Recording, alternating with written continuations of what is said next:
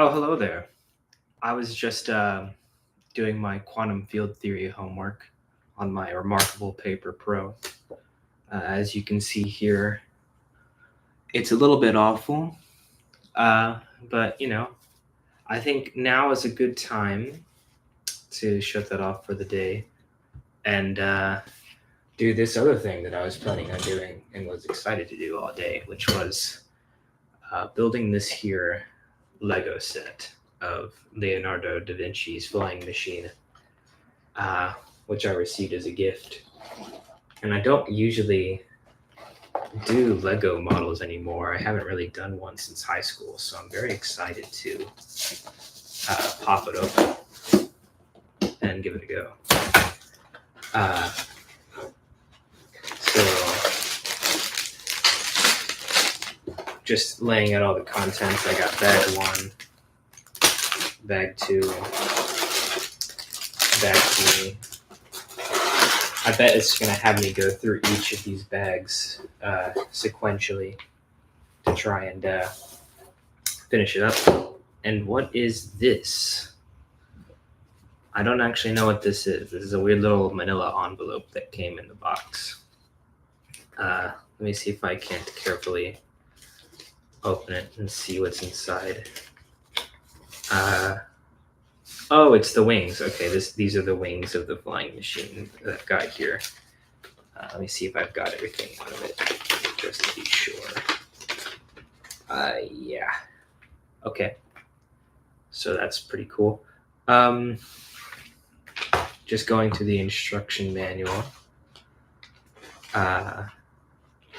It's actually a really cool instruction manual. It's full of like trivia about Leonardo da Vinci. But it looks like the first thing that we're doing is opening bag 1. So I'm actually going to stuff the rest of this back in the box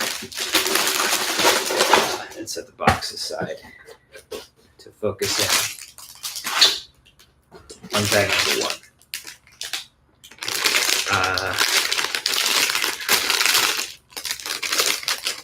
ISO says, I've got a classical exam tomorrow. Thanks for the help, boss.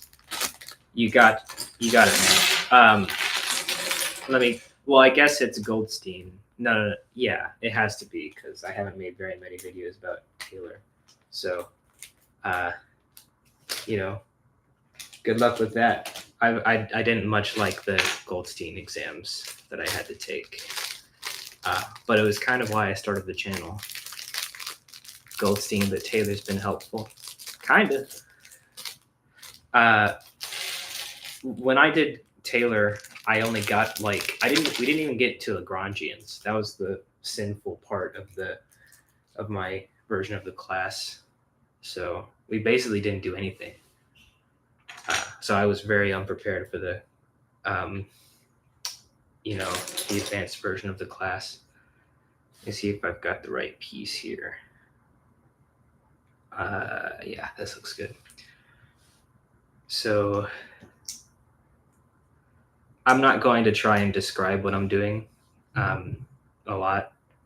I'm just going to place the blocks when I need to and show off the pieces as we near completion.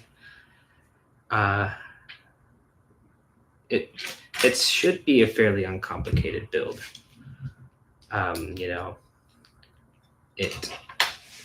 I don't think it'll take us the whole full 4 hours, but I wanted to set aside 4 hours anyway, just for this bit.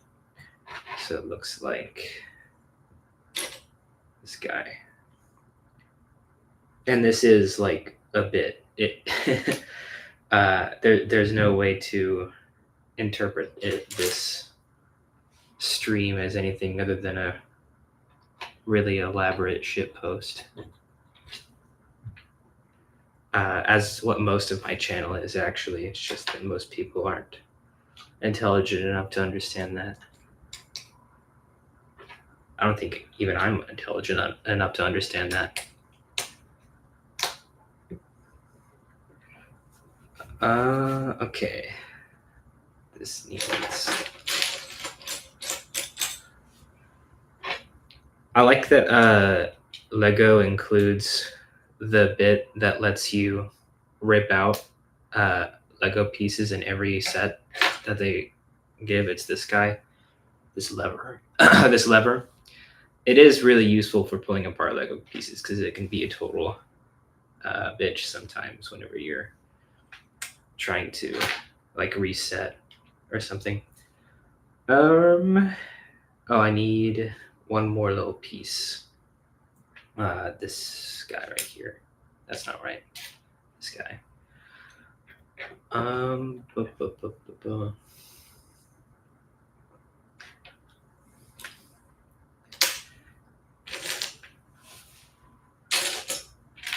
I am really out of practice when it comes to doing things like this, but I'm already having a good time. This is very therapeutic. Stick this guy here, this guy here.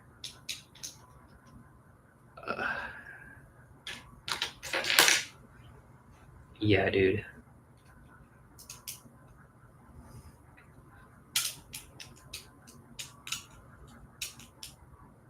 Oy, okay. Maybe I should be making 2 of these. This seems like maybe it's the runner of the flying machine. The way that it's looking right now. Okay, now this is... I swear this is more complicated than the ones that I did in high school already.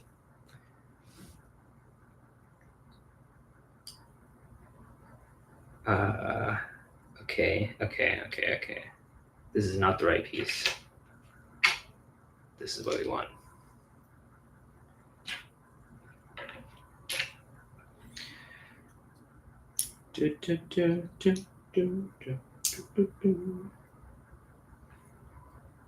And this guy up underneath. Oh, that's my cat in the background having a hairball. Gimli, are you okay? He's fine.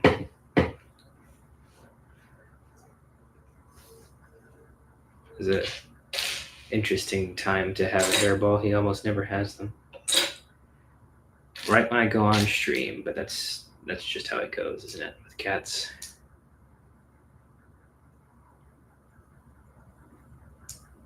I love them to death, but sometimes they are little balls of inconvenience.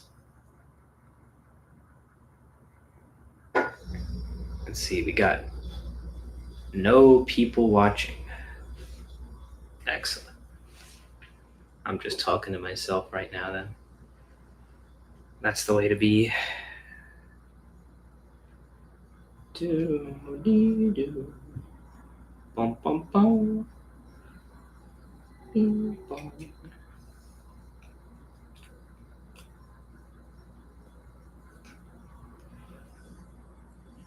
I'm pretty awesome right now.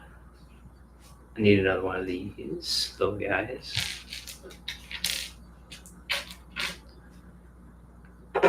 Just a oh, okay. I'll place it on top of this guy. Actually, that's not right. Where is this piece? There it is. So like here, and like there. Oh shit! Like there. Oh, somebody popped in and then popped out. What a guy. Okay. Nice. Stick that on the bottom of there, like that.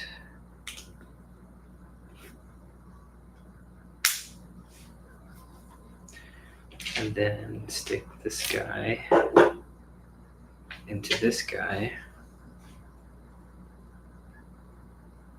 Like so. And then push it through the loop.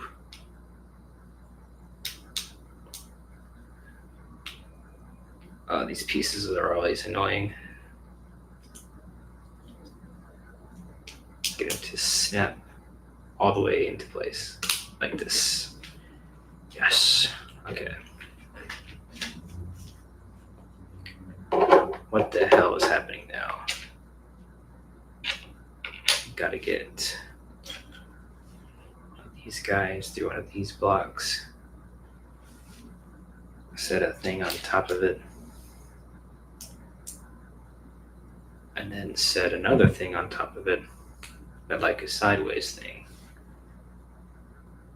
Yeah. Just there. And then one little, this guy on top of that. On top of that. One of these little guys. Yes. And this I stick onto here. Ah, that's interesting.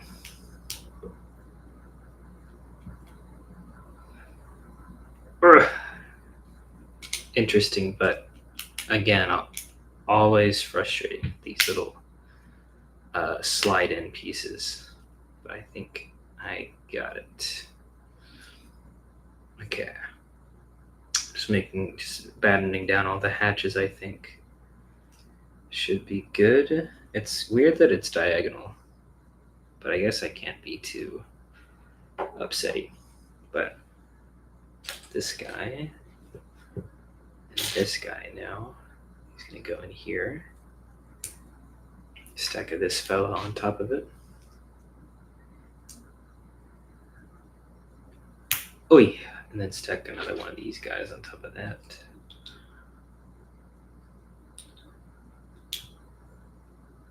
With a little bit of this. And a little bit of, where's the other thing? No! Where are all these pieces that I need? Here it is. Why are the pieces harder to find the less of them there are? That doesn't make any sense. But now I can make this guy, or I should do it like this. Slot it right in there. Yeah, dude. Oh, it's a little finicky, but I think it is good. Okay. This is sort of what we got so far. It kind of looks like a,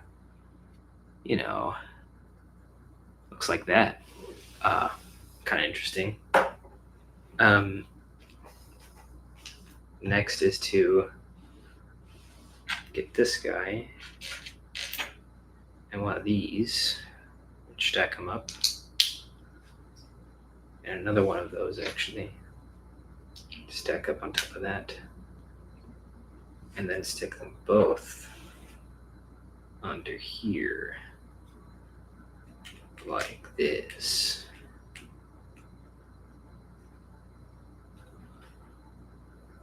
And then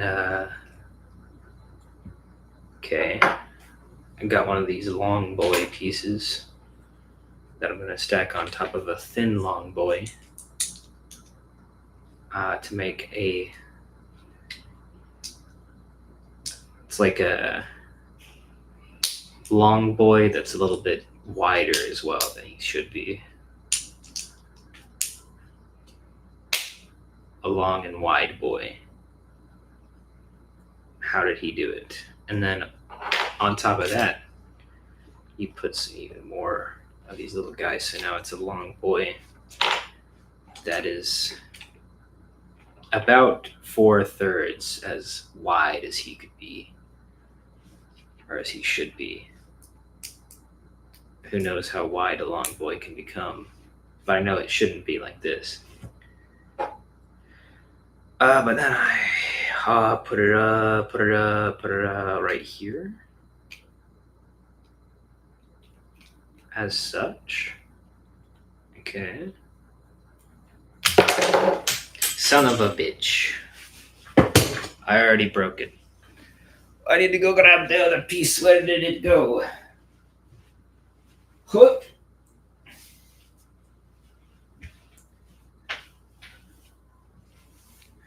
sure that won't be the last time either.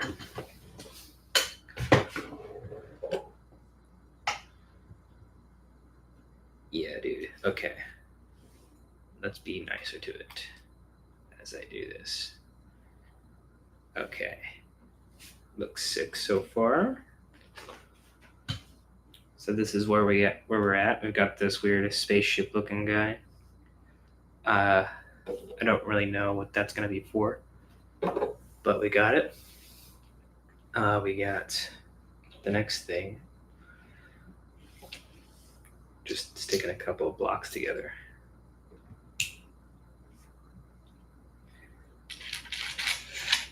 Like this. And then placing one of these stair guys on top of that. And I have these beige pieces now. On the sides, I got these guys pointing out.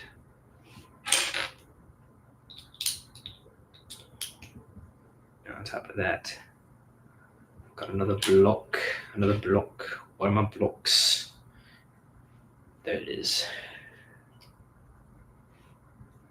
And on top of that, even a fresh flat piece like this.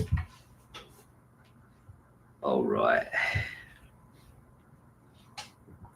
And then even another one of these on the side, another one of these on the side, and another one of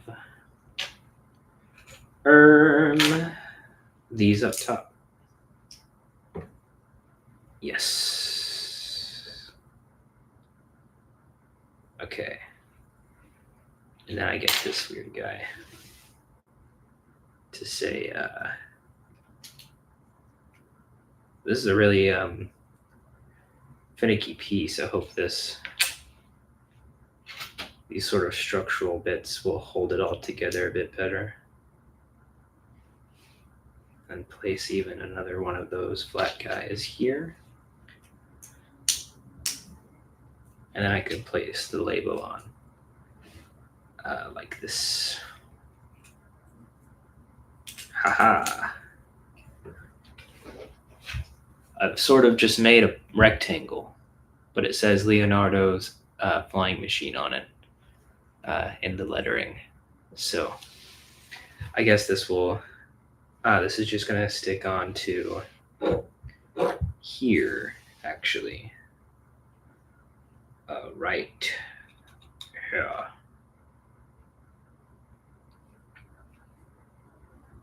So now this thing, I don't know.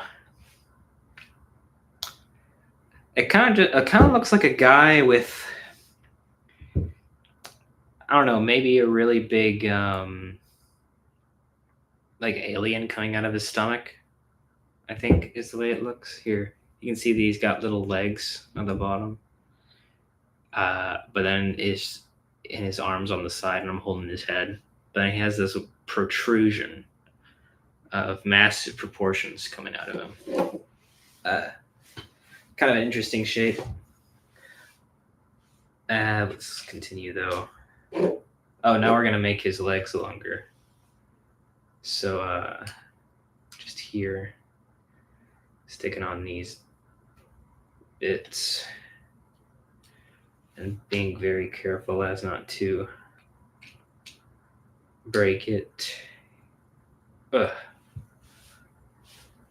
And then this guy here.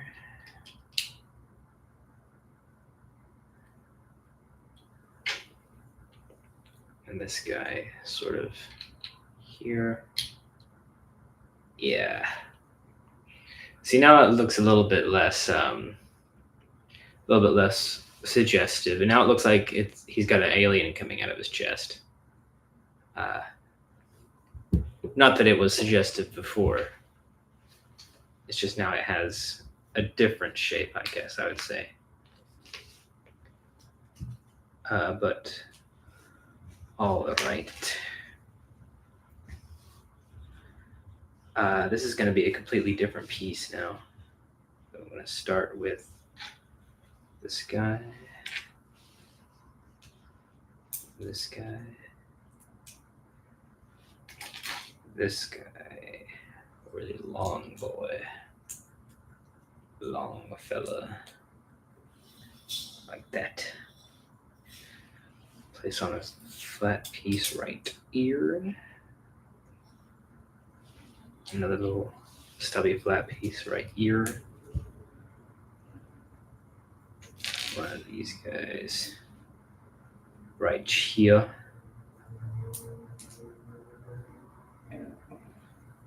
Place another long boy on the end to then be extended by this fella on the end, and then also place this guy here and place a stud underneath.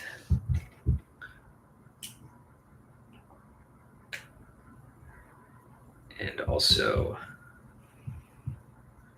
what the hell, stick this guy on the end here, and then get a little bit of a weirdo piece to stick here. This is really structurally unsound. I hope it's going to stick in a place that is going to hold it all together. Oh, okay. So this is what I made. Just looks like it's going to be stuck on to this guy. It actually is just going to stick on his side. So like if I hold this sideways, then this actually goes, oh, it slots right on top of what is already there.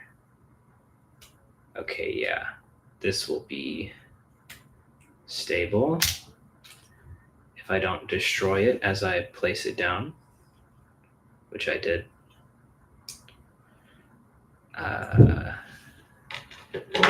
Let me just correct that error.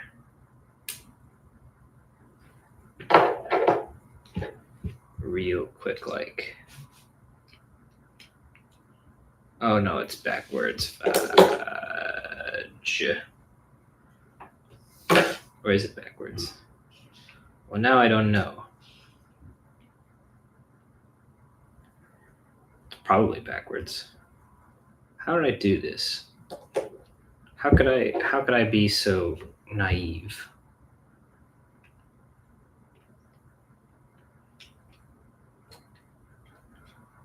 Because this goes on here, as so. And then does this just go here? Yeah. Okay. Now that checks out, I think. Except it looks really odd. And I don't personally like it. How is this meant to look?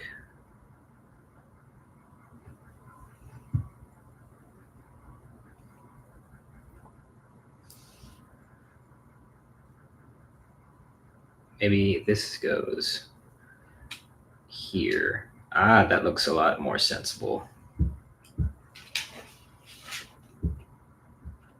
Okay, yeah. So now I've just got sort of this thing going on. Somebody's watching. What's up, guy? I'm making a Lego thing. He kind of looks kind of strange, don't you think? He's got a big protrusion coming out of him. And he's gone. Maybe I scared him. Maybe I scared him off. I was being too weird.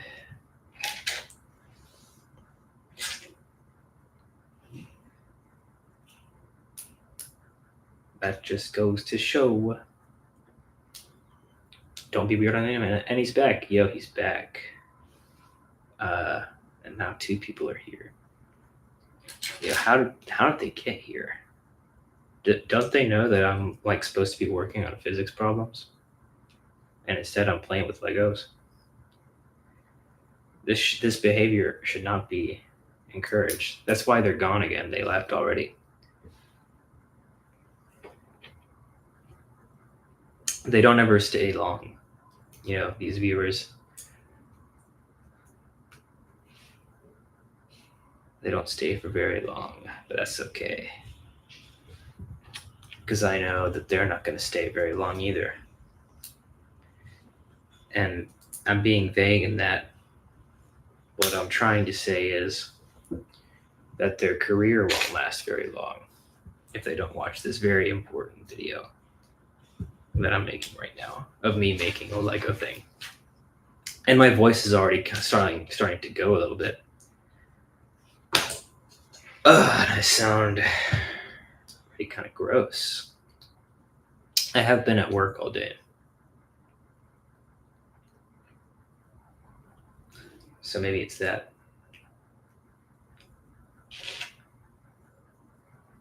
Although my job doesn't require me to use my voice that often. If anything, I use my fingies more than I use my voice. My fingies and my hands. Maybe that's why I'm building this so quickly.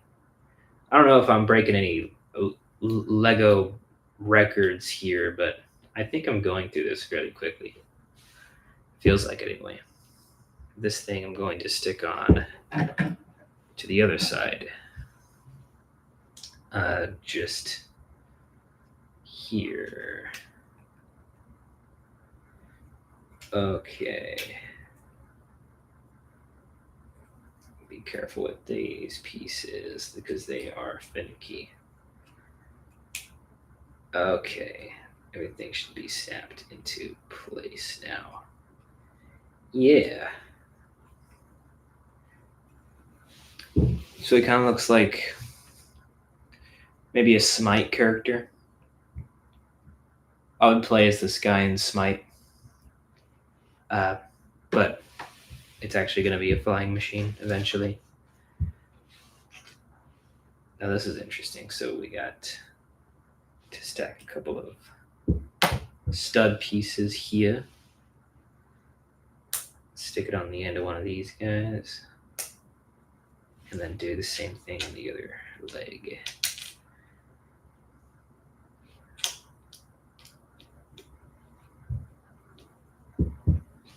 I don't know what happened on my screen, but something changed. And it's freaking me out. Unfortunate.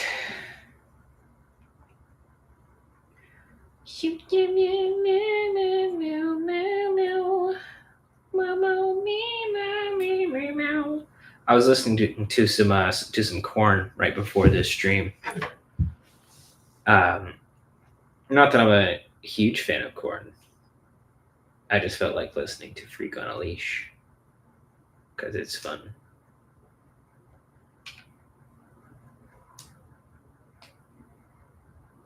That is one of my favorite eras of music, though. You know, the late 90s, early 2000s sort of, I don't want to go all the way and call it a new metal scene, because I think a few of those bands would hate being called new metal. But like Tool, Korn, System of a Down, all those guys. There's a good era of music. Genre defining. But not really. Oh no, am I missing a piece? Okay, no. I've got all I need. Yeah, dude. Yes. Haha.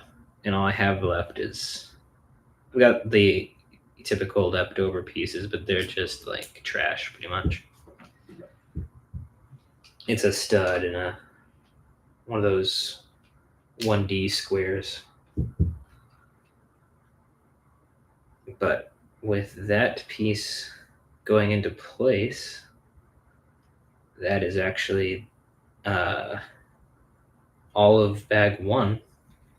So that's what we got so far. It's a fellow with an alien coming out of his chest.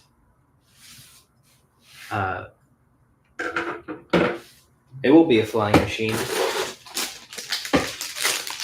Maybe it'll look more like that when I open up bag 2.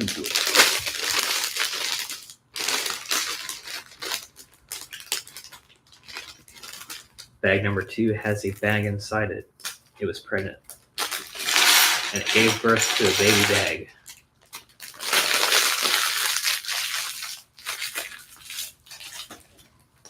I swear I'll throw away all that trash after I'm done. Also, I'm going to grab a beverage. You can't have a Lego stream without a good beverage in your hands. Ooh.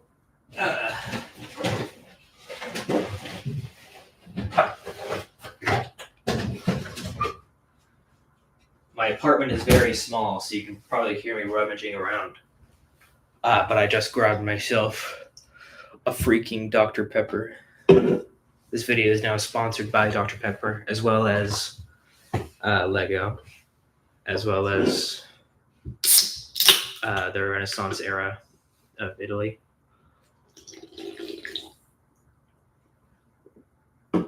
Damn! Okay. Now we can get into building bag 2. So you're going to start with this piece of the guy here. You're going to throw on this strange piece. That is a whole spring. I just realized what came out of bag 2 included an entire spring. Looks dangerous.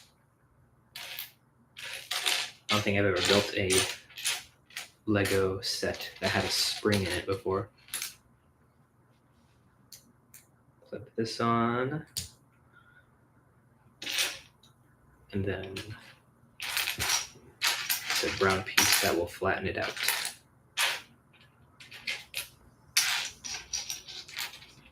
This guy. Yeah. Okay. Get a couple of these and say bam, bam. Get this guy here. That's a lot of pieces, actually. Let's do this in order.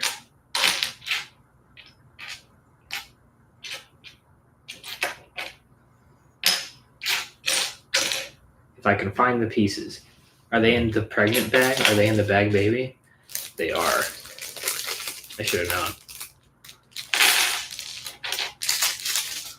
That shouldn't get confusing. Okay. So, this guy here. And also identical guy right here. Same guy.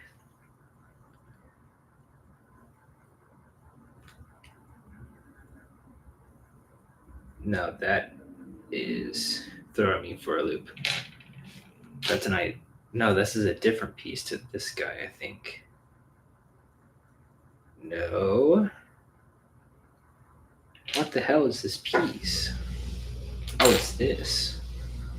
What a crazy piece of Lego. These Swedes are something else. That's not the right piece either.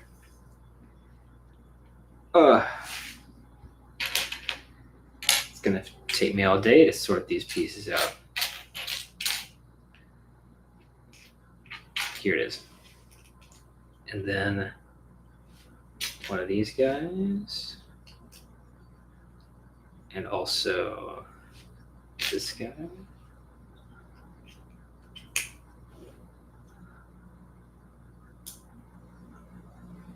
And then stick on a plane here.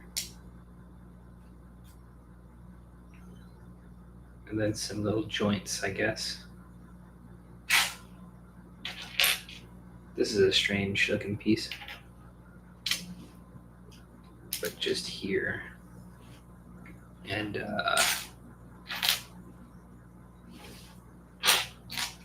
here we go. Just right here. Good.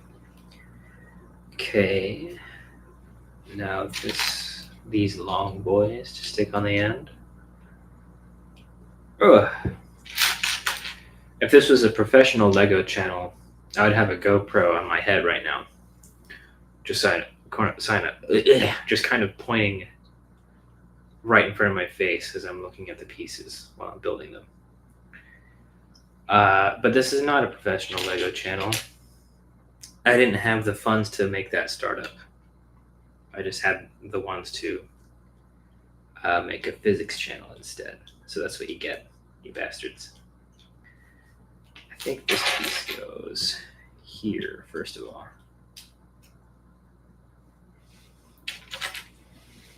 Oh, what's up? Somebody's watching.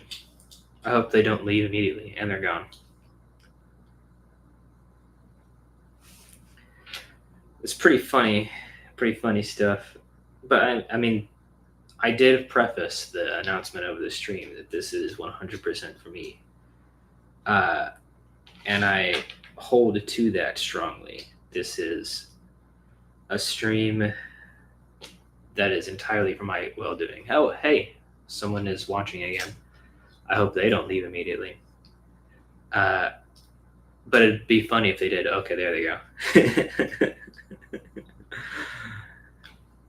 But yeah, I do not care who watches this. I'm just trying to have a good time. They're back again. These people, maybe they can't keep their phone open for very long. Maybe maybe they don't know how to actually operate devices. Oh my goodness. Oh my god. Gimli, I'm building Legos right now. Get off the table. Look at this dude. He's trying to prevent me from making Leonardo da Vinci's flying machine. He doesn't want me to fly away. But he needs to get out of here. Okay. Just be nice. Whew.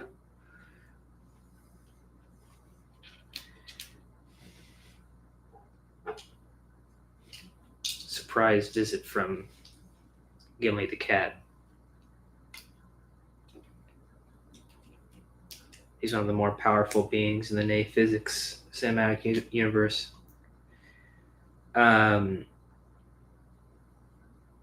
Even though he doesn't have testicles, that still doesn't detract from how powerful he really is.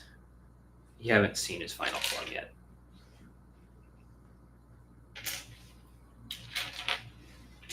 And come to think of it, I haven't either.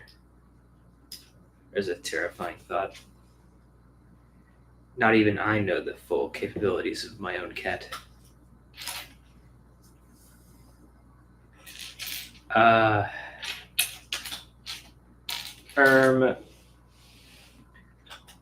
Also, there's like no point to me streaming right now anyways, because it's not like people can actually donate or give me super thanks yet. YouTube won't let me set that up until I have 500 subscribers and lots of watch hours. A lot more than I currently have. So if you're watching this, of course, the best way to help me is to subscribe. And look at this. Some sort of like sand speeder almost. But there's not much you can do to help me besides subscribing right now. Not that I don't hope that to be the case in the future. I'm still going to be making physics videos after this. And those seem to be drawing a decent amount of attention. Not 500 subscribers in... Has it been like 11 months or 10 months since I started the channel? It's not like it was 9 mil on YouTube in 6 months. It was more like 450 in 10. So nowhere near the success level of the Paul brothers, but I have my own claim to fame. To people who know quantum mechanics or are learning quantum mechanics.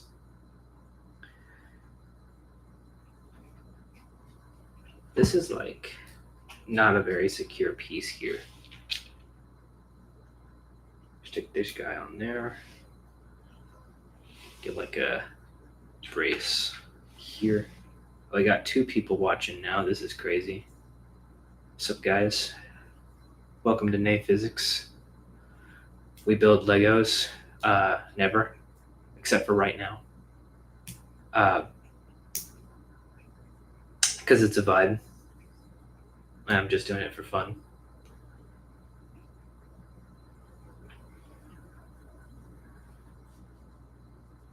Tell your friends that some crazy bozos on YouTube building Legos right now.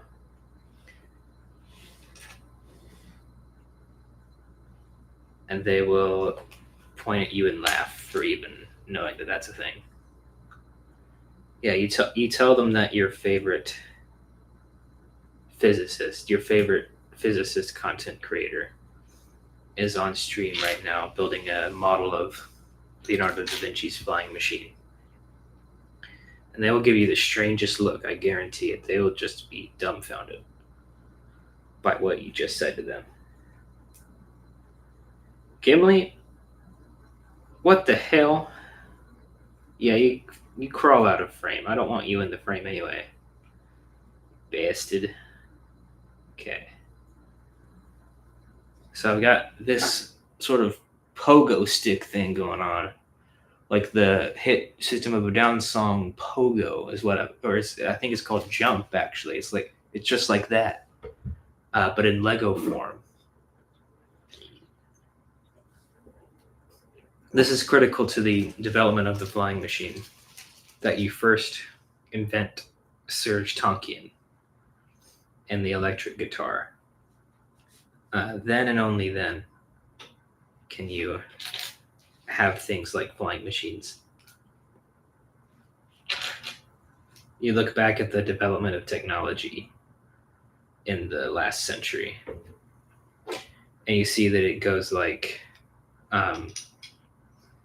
electric guitar, then the birth of Serge Tankian, and then it just kind of follows 30 years after into the flying machine, and then the plane, and then all the other things. And then quantum field theory at some point is in there. But nobody cares about that. Nobody even knows what it is. Except for me. What's up, random person that just joined? I bet you'll leave in a second. Oh, yeah, they're gone. I'm kind of like a wizard like that. How am I able to predict that they will leave when I don't even know for sure? I don't even know for sure. Oh, snap. Okay. This is interesting now. Because this isn't making any sense at all. What? How do I... Ugh. What, do I have to compress it? Ew. That's such a big compress. Yo. Oh, this is going to fall apart so easily. What the hell? It's already falling apart. Yo. How do I do this? Gimli, you stay right there. Gimli, you don't come a bit closer, Gimli. Oh my god. He has to crawl completely into frame and entirely block the view. I can't even see the screen right now because there's a cat in the way. Can't even see chat. My very, very busy chat who are screaming at me. My screaming fans were so excited for Renee Physics Phase 2, and this is what they get. It's a big fat cat in the way. That's what all the videos are going to be, actually. Just a big cat in the way of me talking about physics. So you get used to that arrangement. Oh my god, this is frustrating. If I can just get one of them to snap into place. Oh, it's so tight. Okay. Is this how it's supposed to be? It doesn't look like it. But once Gimli gets out of the way, get out of the way, dude. Oh, goodness. What a big boy. But like, look. You see how this little piece here has a spring attachment to it? That spring is compressed now, and that's actually Hooke's law. There's actually a force pushing back on this little wedge here that I'm afraid the whole thing is going to fly apart any second. But it's probably fine. The Swedish know what they're doing. Okay. But we can continue. Now that really kind of scary bit of the construction is done. I wonder why they wanted me to put like a really tight spring there. It's probably going to end up being a motor, or like you spin it and it flaps the wings. Oh, that would be sick, actually, if that's the case. Dude, can you imagine a flying machine made out of Lego that actually flaps? In the office of Nate Physics. Would be sick.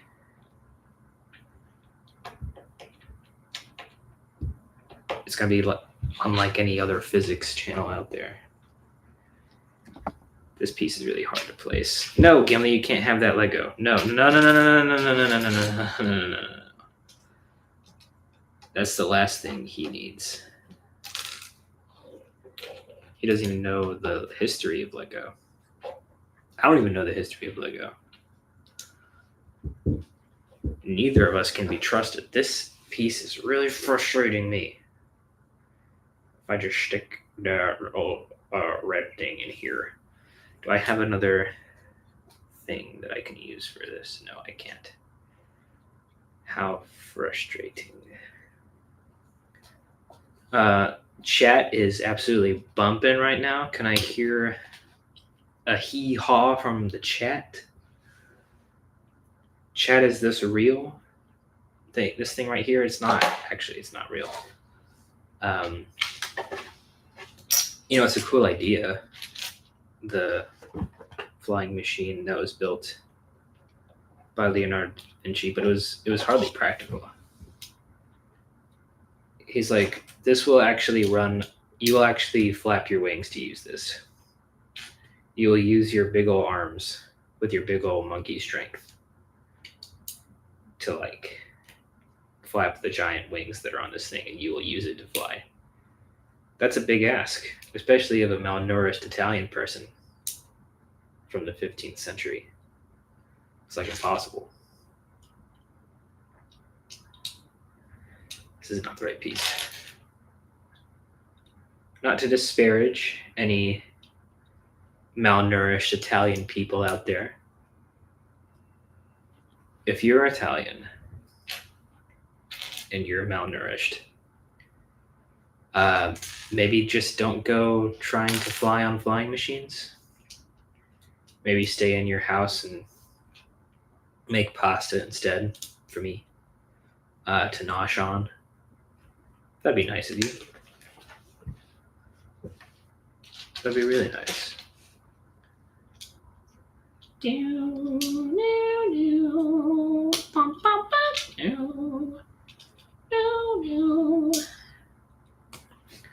I should check my phone. I haven't gotten any texts or anything. My DMs are as dry as my chat. And by that I mean that they are never dry. just like my chat isn't dry right now. Hey! Now Gimli's trying to eat the bag. Oh, this dude loves plastic so much. Let go. Let go. Go elsewhere. Crazy guy.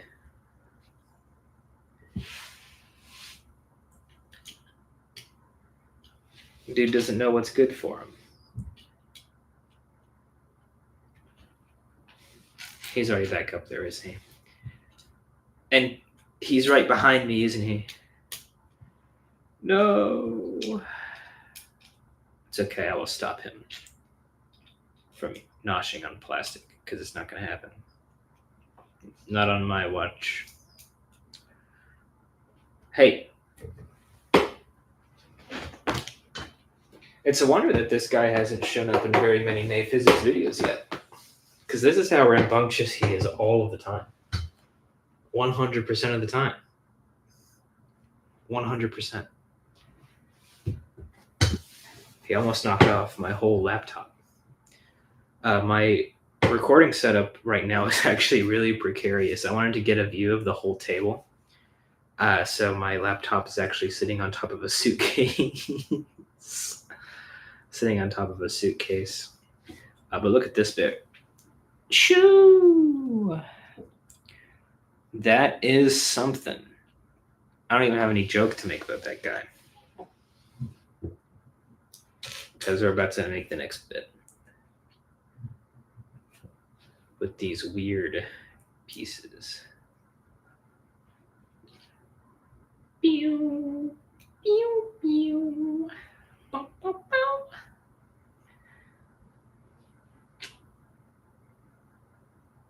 Yeah, dude.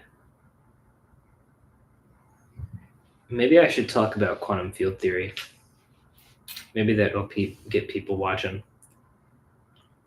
All right, silly people, here's the situation about quantum field theory. I can't have anything. I was about to start talking about quantum field theory.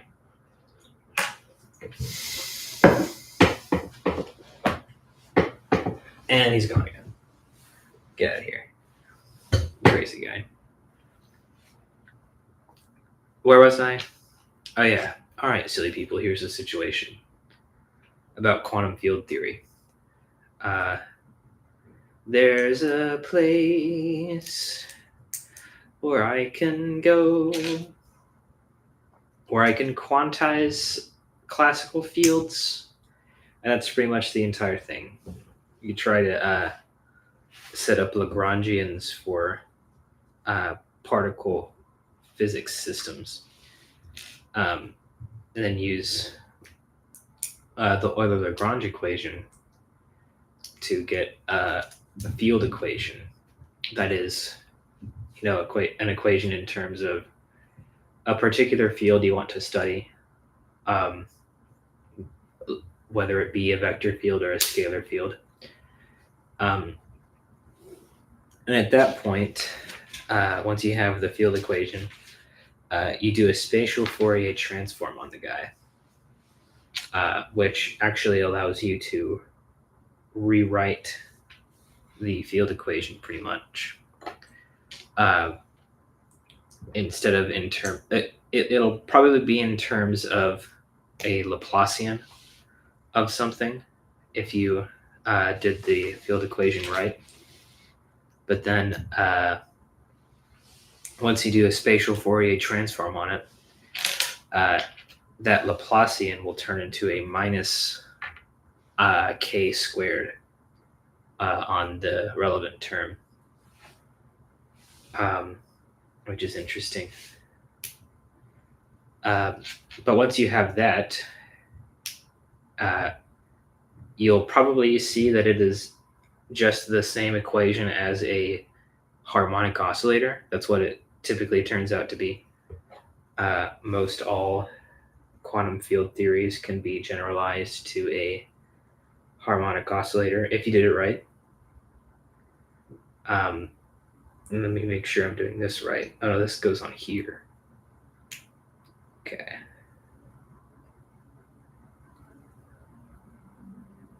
Yeah. And if you recognize that the field equation, which is a differential equation of the Fourier transformed field, and you recognize that it has the solution of a harmonic oscillator, then you can, write the Fourier transform of the field as that solution. Except typically solutions of that form will be dependent on creation and annihilation operators acting on exponentials, right? Like from regular quantum mechanics. Yeah. It's hard to talk about physics and do Lego at the same time. But the creation and annihilation operators will probably have different properties with the quantum field that you now quantized. It'll be quite different. And so once you canonically quantize that by setting, you'll probably quantize it by saying that, oh, well, this piece backwards. That's very odd. I wonder which way these should be facing. Probably this way. Okay. Right. Do I just stick this here now? Okay. Fuck me. Oh, I'm sorry. I'm on YouTube. I shouldn't be saying curse words like that. Even though I marked this video as not for kids. Who knows what YouTube will do?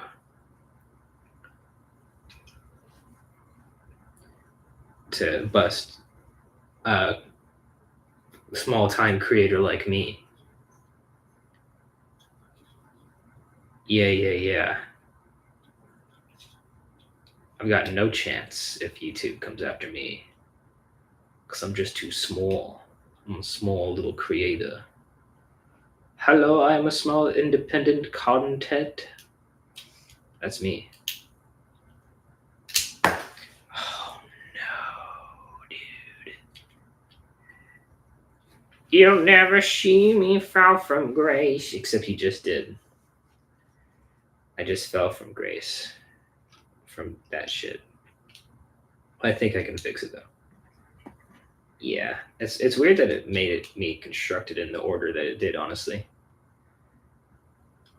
Oh, no, it wasn't, because... Yeah, this is a problem. Gimli, you're in the frame again. Do you not know that I'm streaming right now? Get out of here. I swear to God, this cat. He's too much. He's too much for a burgeoning physicist like me. But then once you canonically quantize it, you'll probably find that there is a commutation relation that you can impose on the creation and annihilation operators that you just defined. And you can use that to find a similar commutator between your initial value of your field with your initial value of the derivative of the field. Okay, Gimli. You pissed? You pissed that I won't let you eat plastic? Shame this cat. Shame him right now. If you're watching this, you better be shaming him. Even if you're not watching the stream, if you're just watching the recording, you'd better be shaming this cat. Because I'm about to put him up. I'll put him up. Oh! I don't know what I'm going to do with him. Maybe I'm going to put him right here. And he can just sit there. Oh my God. And hopefully he stays. Huh. I've been streaming for an hour. I'm probably halfway through bag number 2.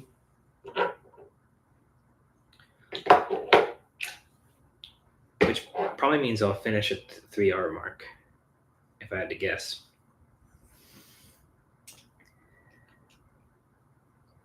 But then once you have your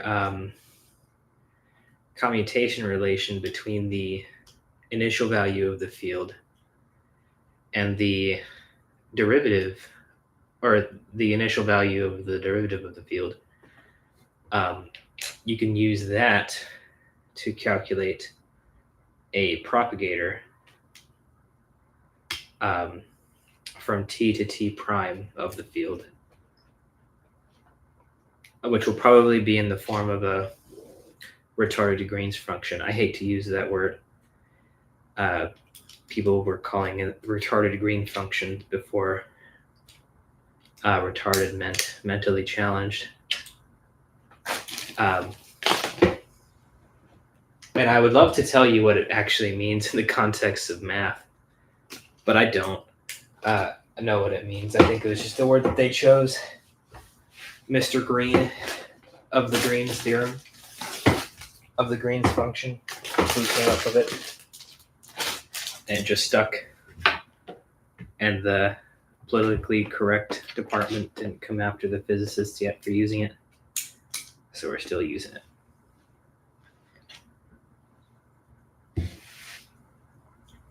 But then once you have the propagator from t to t prime of the field, you can then usually use that.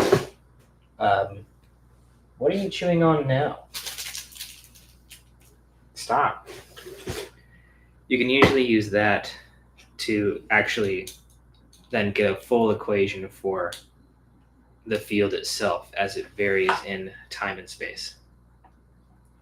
Not just in k-space, but then also in real space, which is nice. And that's quantum field theory in a nutshell. It's actually pretty difficult, I'm sure you can imagine. I'm sure just listening to that whole spiel was difficult for a lot of people. It's difficult for me. And it's actually one of the most mathematically intensive theories as well. Like, imagine doing Fourier transforms on fields and then getting mode equations for those Fourier transforms and messing around with that a bunch. It's a hassle, mathematically speaking. And it has resulted in me learning quite a bit of stuff also about mathematics after that. Things that aren't necessarily exclusive to quantum field theory, for sure. Like right now in my latest homework problem, I'm having to use Bessel functions quite a bit, particularly Hankel functions of the first kind, which have some interesting properties. But basically, I found the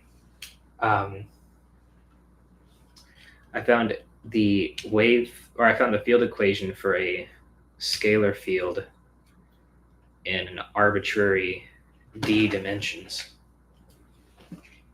And then the next bit of the problem was like, you know what, this will probably work if you give the solution to the mode function as this bunch of crazy terms with a Hankel function attached to it.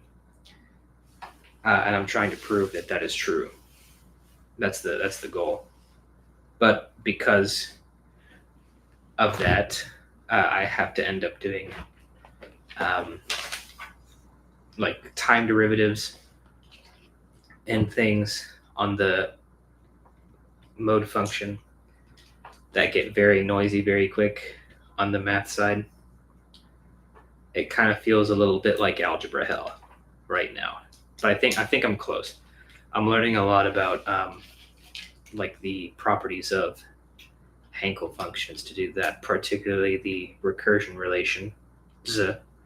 There's a negative recursion relation where if you take the derivative of the Hankel function, it returns a Hankel function minus another Hankel function, right?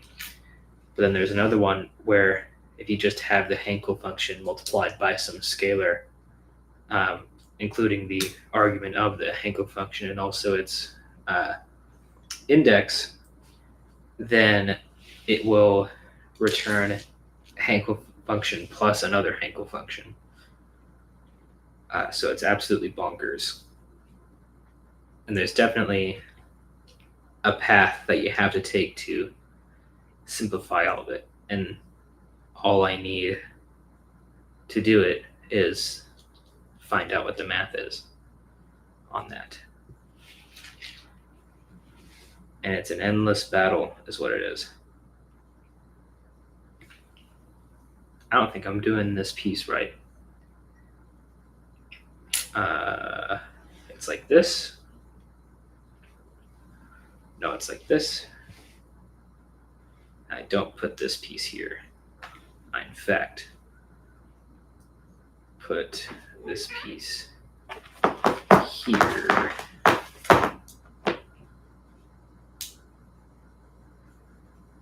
Yeah, dude. If you ever are in grad school, I know that a lot of the people on the channel are. If you have the chance to take a quantum field theory class, I really recommend that you do. Just don't use Peskin and Schroeder. That's my only gripe with the class so far. I really don't like the textbook that much. It's Peskin and Schroeder's quantum field theory textbook, at least for one of the QFT classes that I'm taking.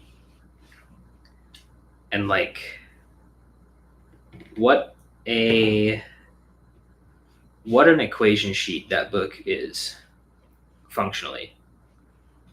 That's what that book means to me right now. Is it is an equation sheet, and then in between the equation there are words that don't really mean anything to me or anyone, because a lot of Schroeder's interpretations of the quantum field theory equations that Peskin came up with are not correct, as it turns out. He was just kind of copying from his professor's lecture notes to make the textbook. And when he was copying them down, I don't think he understood it. I don't think he understood the notes. He was just writing stuff down that he saw and making stuff up to fill in the gaps. This is the same Schroeder, by the way, that is, he wrote it was either a thermodynamics book or a statistical mechanics book. Either way, it was something like that. The same guy. I ended up having his book for thermo in undergrad as well. And I didn't like it then either.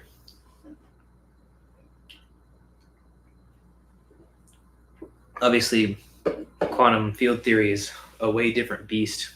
Oh, by the way, here's what the flying machine looks like so far. It's this piece here, which I just completed from doing bag number 2, and this piece here, which I did from bag number 1. This is what we got so far.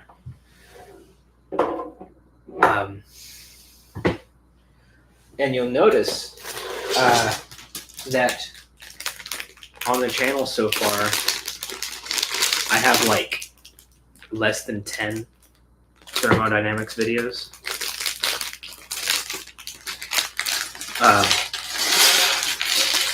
And that's because that whole area of physics is a real It's a real weak spot for me. I am not good at statistics.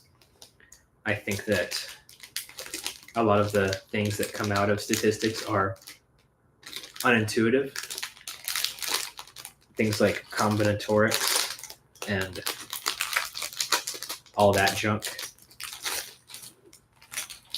I think is really tough to understand.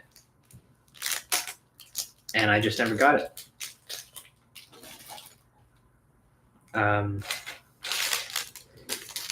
Maybe actually going through a textbook in full for the channel would help me with that.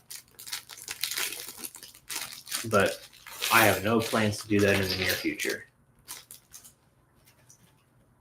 Really not a fan of the old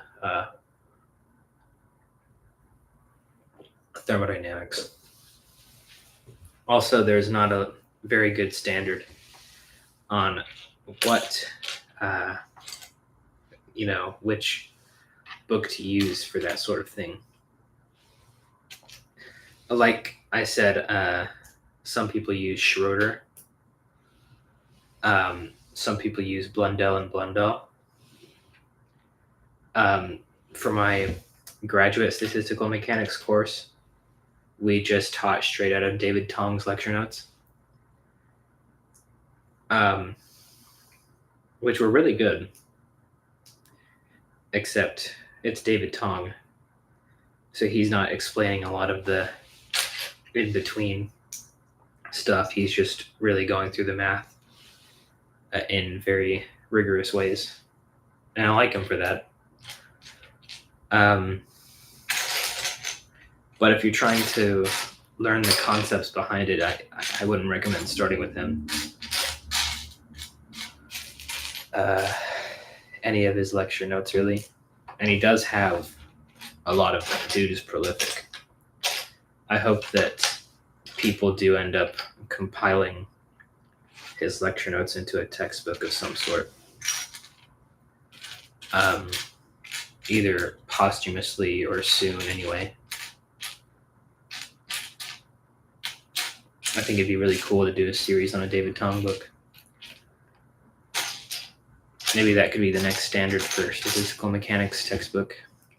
Where is this piece that I'm looking for? It's like a brown, flat piece.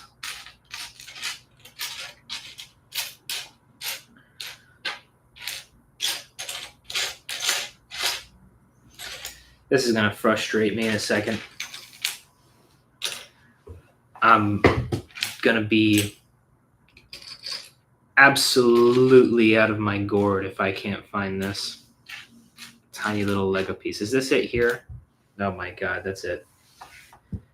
Okay, good.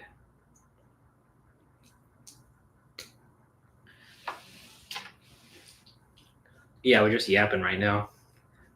This ended up being a lot more about physics than I initially intended it to be. But it is my job. So I'm just kind of talking about work right now. So I guess I'm not that surprised.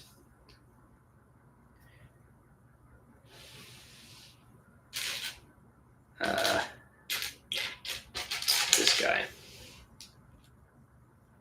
Chat is still bumping. Chat is still going crazy right now. A lot of people in there saying stuff. I'm not reading any of it though, because why would I? They don't deserve my attention or anything. How does this go? Not like that. What the hell?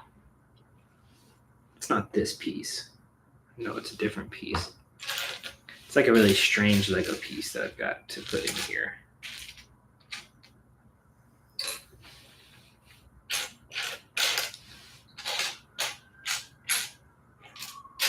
Here. Got it. Stick it all the way through in there. Yes, sir.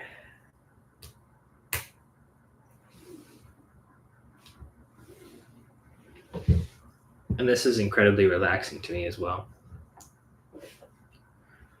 I'm having the time of my life right now.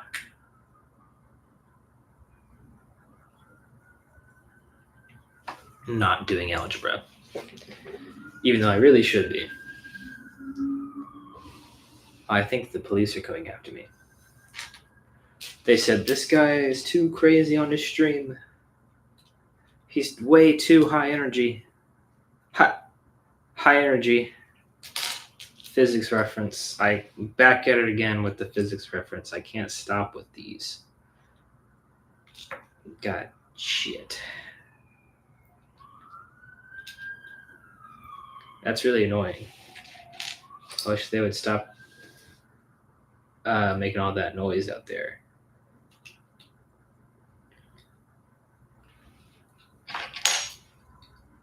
I won't say what university I go to because that would be doxing myself.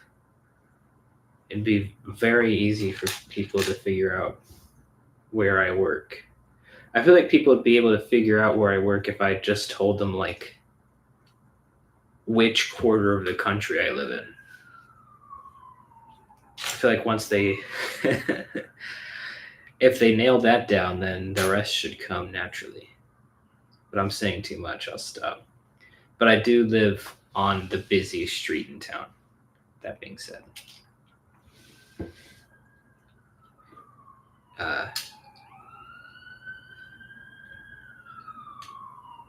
It's not something I'm not used to, though. This is an interesting little thing that I've got here.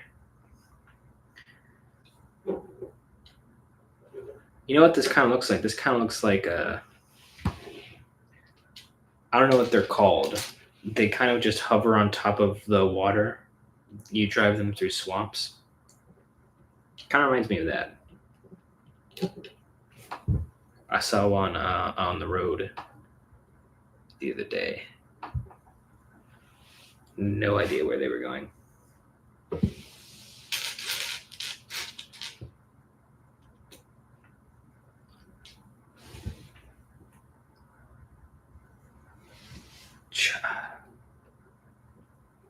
Maybe the people watching this could benefit from some general grad school life talk.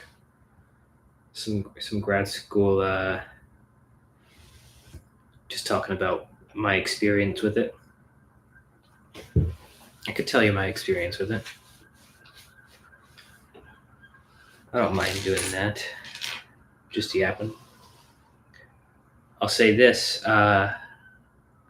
My first time I applied to PhD programs, I did not get in. Not on the first try, which was disheartening in several ways. But it ended up working out anyway. I'm in a PhD program now.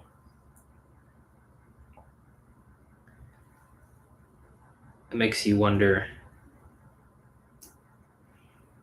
you know, if you should be doing the things that you're passionate about sometimes.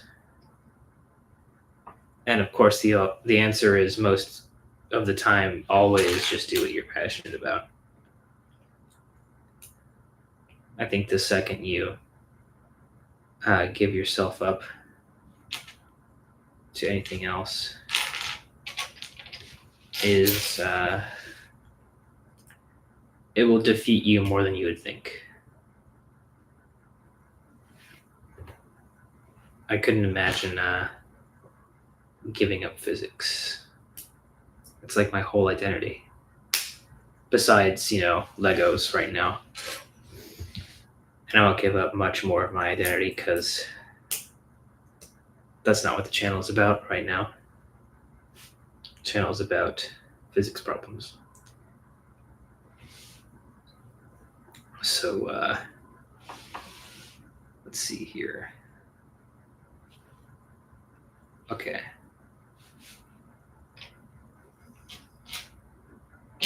And so I did a little bit of a gap year after my first round of PhD applications. But I kept myself busy, actually. I was studying physics the whole time. Well, okay, well, not the whole time. I took like a couple months. But then I got back in the swing of things. I ended up attending the master's program at my undergrad for a year.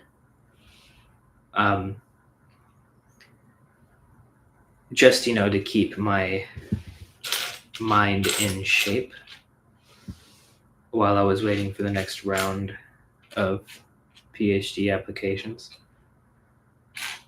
And honestly, I think I would have lost my mind a little bit if I wasn't studying physics the whole time that I was doing the gap year. Where's this piece? I'm gonna go bonkers again. I'm gonna lose it. This is what I was talking about. The second I stop doing physics, I start to absolutely lose my mind because I can't find Lego pieces. Oh no, where is it? It's like a little joint piece. It's like a little joint. It's like a little kind of joint kind of piece. But I can't find it.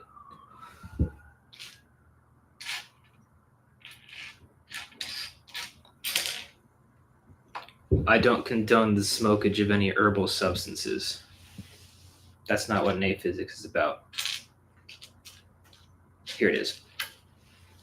Innate physics is about deriving joy by putting yourself through hell. And by hell, I mean physics problems. To some people, that might be considered hell. But not to us. 'Cause us crazy people, man, we're all about doing these problems. That's what sets us apart. I see. This is a very strange sort of construction I've got going on here.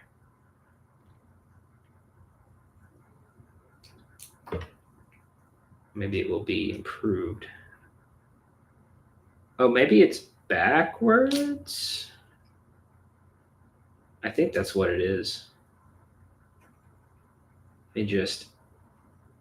Oh my god. Get this guy on here and say, no. Get this guy on here maybe and say, rah. Okay, that's the ticket. I need to flip it all the way around because this piece is going to go here. Yes, and this piece is going to go here.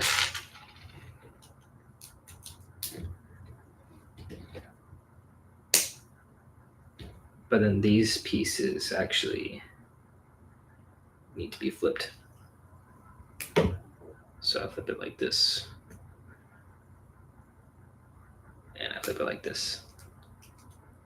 Yeah, dude. Yeah, bro. Now we're getting it. So then this piece will go on here. And this piece goes on here. Yes. This looks awesome now. And then on top of that, we put this guy.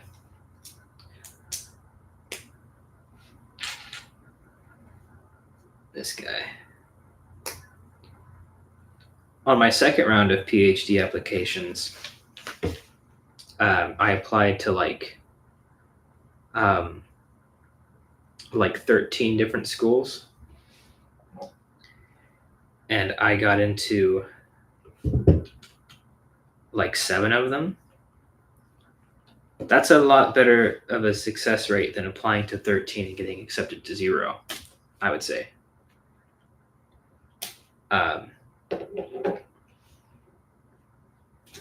Don't know what really changed in between the applications, but I got in for sure on the second time around. So I'm not going to question it. I'm just going to accept that I did get in, and now I'm here. And then I started doing these YouTube videos, and everything got topsy-turvy for the world. Because this channel has actually been changing the world a little bit by little, little by little, my influence is being felt all across the globe.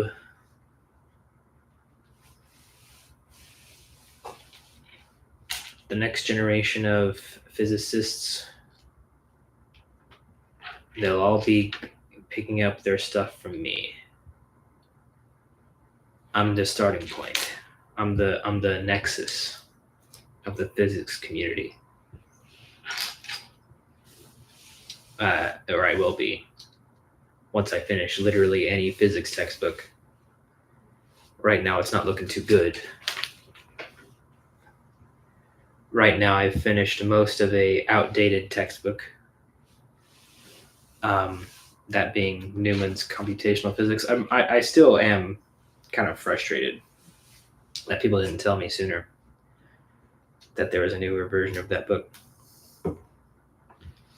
I only found out that there was a new version because I was going to the online resources one day to get a data file for a particular problem in the book. It was like at the end of chapter 7.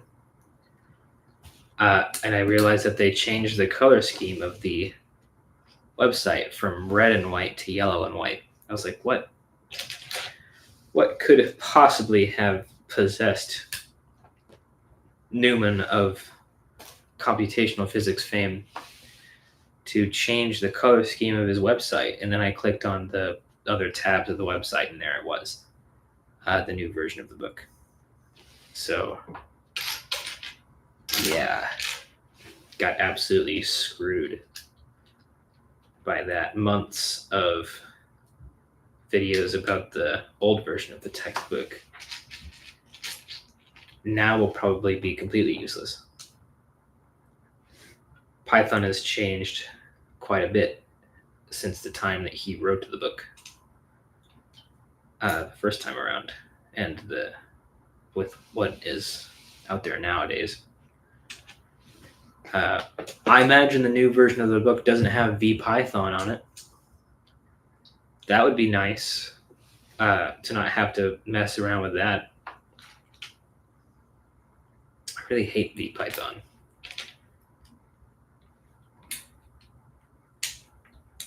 Which, by the transitive property, just means I hate JavaScript, because that's what it is. It's just a Python wrapper for JavaScript.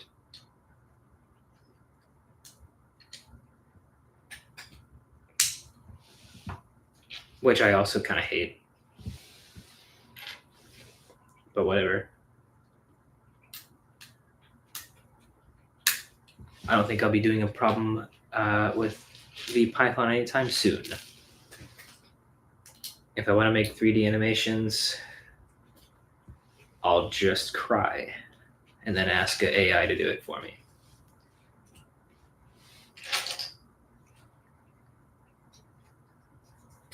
It's going to be the next philosophy for coding. Anyway, that's already the new philosophy for coding.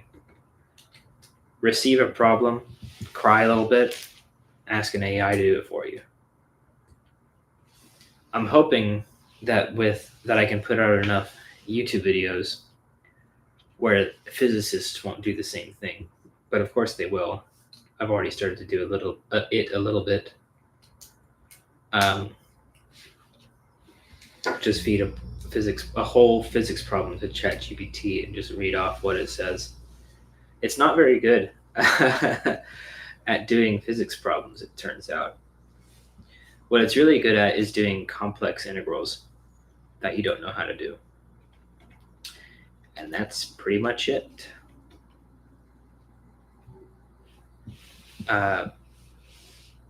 You want it to do an integral of Bessel functions? Sure. You want it to solve a problem in quantum field theory?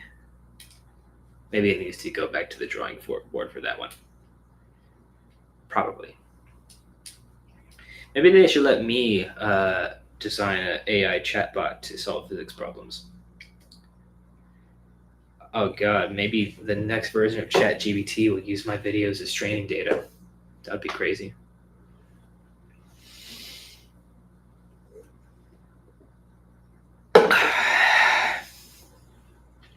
All you people out there are probably already asking ChatGPT to generate videos of me solving physics problems for you. And that's pretty funny, actually. I wonder what AI me sounds like. I wonder if he has that sort of insane twinge in my voice that's so iconic to my character. Possibly.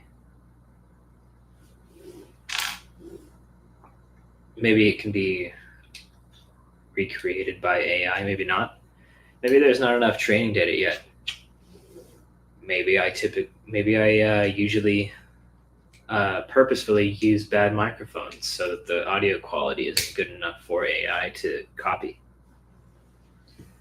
Could be. Oh, I'm about to sneeze.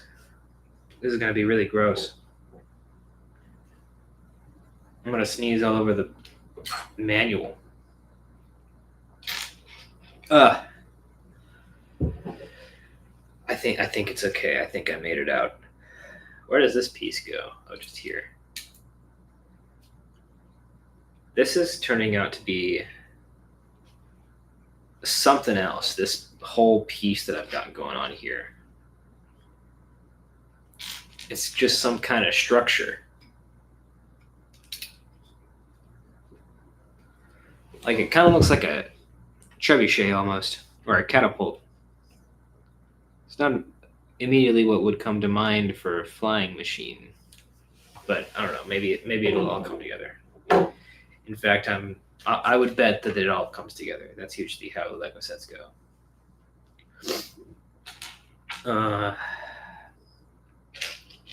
Did you guys see that I changed my glasses again? Kind of cool. Hey, I still have my old glasses, but I will exclusively be using them for the videos that I make about coding. They're going to be my coding glasses.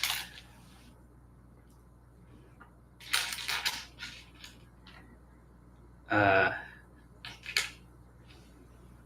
could kind of like play a character in that way. Some days you get coding nay, other times you get analytical solutions nay. Sometimes you're going to get both.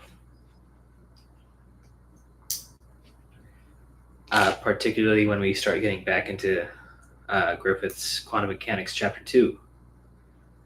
That is going to be interesting because I'm going to be very rusty on Griffith's Quantum Mechanics when we get back into it.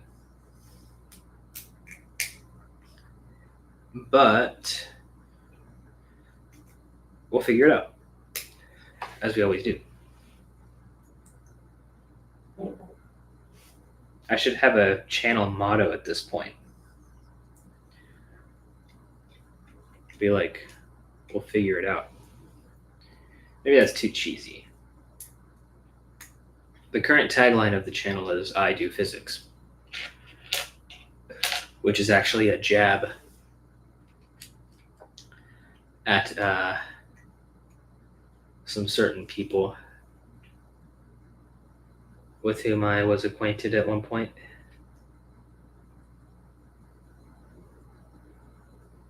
Not that they'll get it, because they are who they are.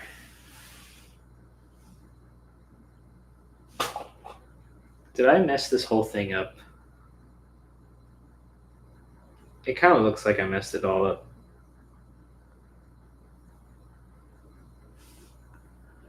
Huh.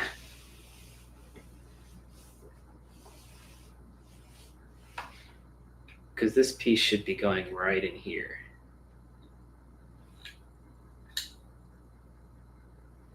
Ugh.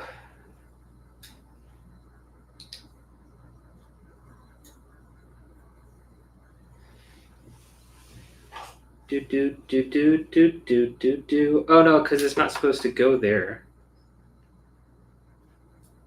That's just silly. It just goes here. Proper. It goes here proper style. But it doesn't. Oh, that was painful. Okay. Oh, this must be the mechanism for the flapping. That's what I'm doing right now. I'm unflappable. That's why I didn't get it. I was too unflappable to understand what I was doing properly.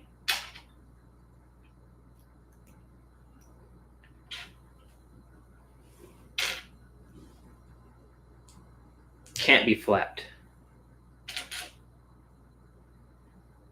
Not now, not ever. I should have waited until April Fools to do this.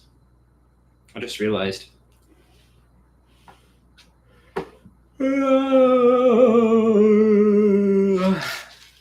Because my last April Fool's video was really cool. Just kind of playing super hot, pretending that I wasn't going to do physics problems anymore. How do they suggest this piece attaches? This don't make no goddamn sense. Huh? Oh, I shouldn't have pushed it in all the way. That's what she should. That's what she should. Is what I would say. If this was a comedy channel, but this is actually dead serious. If I don't finish this Lego construction project, jobs will be lost.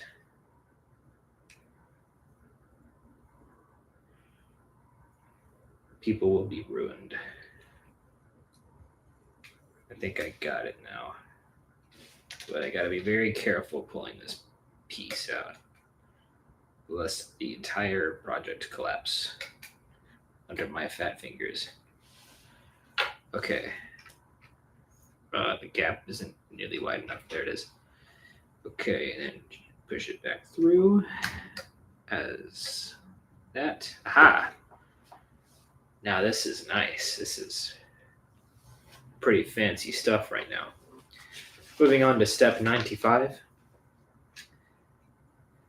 I'm making the wings right now, I think.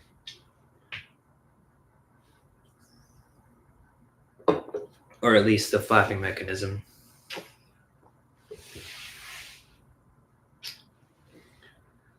This is going to be so funny to watch after the stream.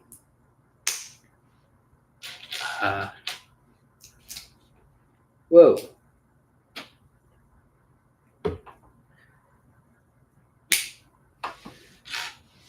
Because nobody's watching it right now during the stream. Why would they?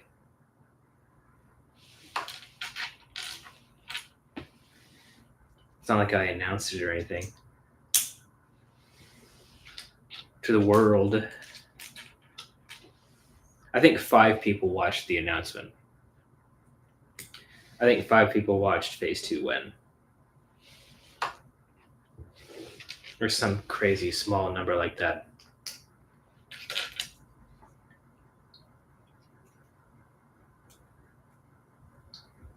So nobody knows I'm online right now. That's why they're not here.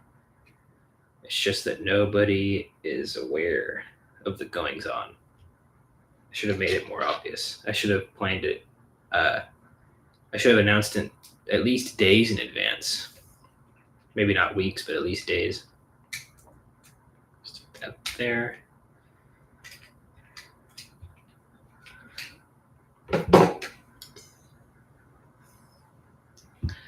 Woo!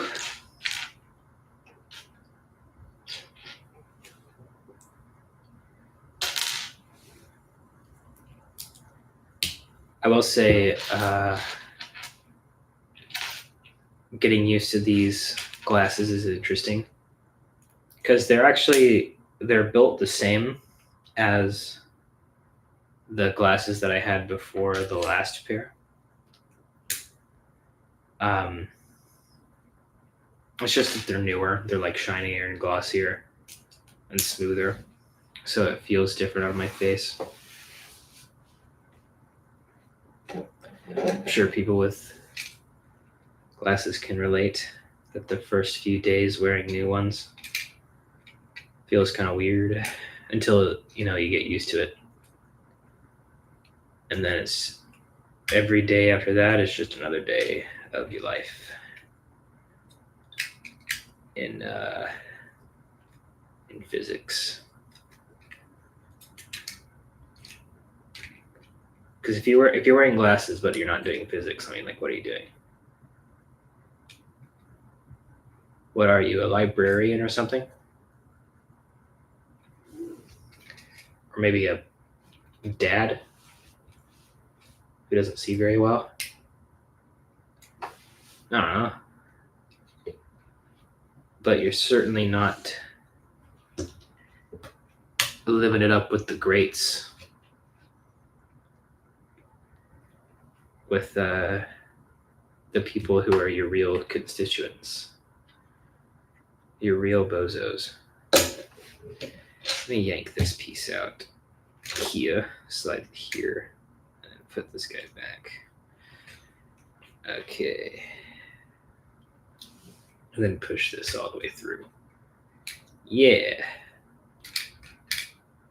Okay. Oh, I just broke it again. Why did I go and do that? What a pain in the old tuchus, as we physicists like to say. We prefer tuchus to anything else. And you know what it is? I put it on backwards. Ha ha. Funny joke. So I have to push this whole rod back out using this one. Son of beach. Ugh. Go back through. There we go. Yeah. These little plastic pieces, man. They're so iconic.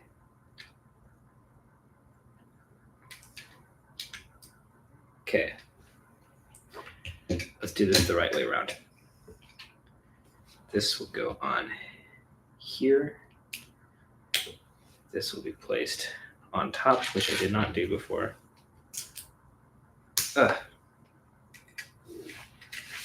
I think whenever I finish this as well, like,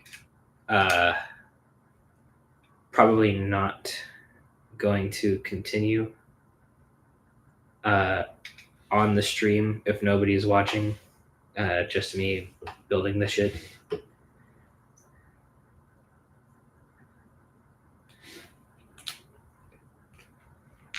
Because at that point, why would I?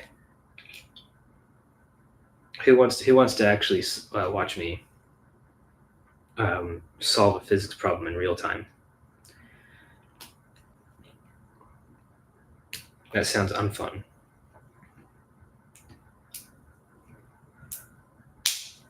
Here we go. Here we go. Here we go. Yeah, dude. I love the little snapping noises that Legos make sometimes. It's not all the time, but if you like set the brick on there at an angle and then try to set the piece, then it makes the satisfying click. And also is probably kind of mean to your Legos. But they'll live. These things will live. They'll outlast anything. I'm pretty sure that the last evidence of humans being on Earth will probably be a Lego. Maybe it'll be a Lego Lego Millennium Falcon. That'll be funny. Imagine that. The last surviving artifact of the human race being a Lego Millennium Falcon. And then the alien architects will come by and they'll be like, they actually escaped the planet on these tiny little ships. This is the only ship that we have left. Nobody knows how it works. That'd be funny. Some Douglas Adams stuff right there.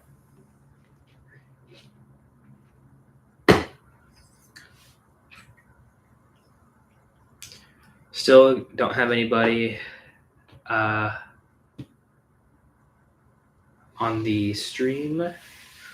And by that, I mean my chat is going crazy right now. That's what I meant by saying that nobody was there.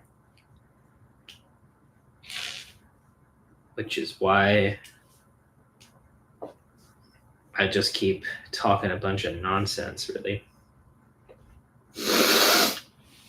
Those aren't sniffles from tears. I'm just gross. I'm just a nasty, weird dude. Making nasty, weird dude noises. Here we go. Here we go.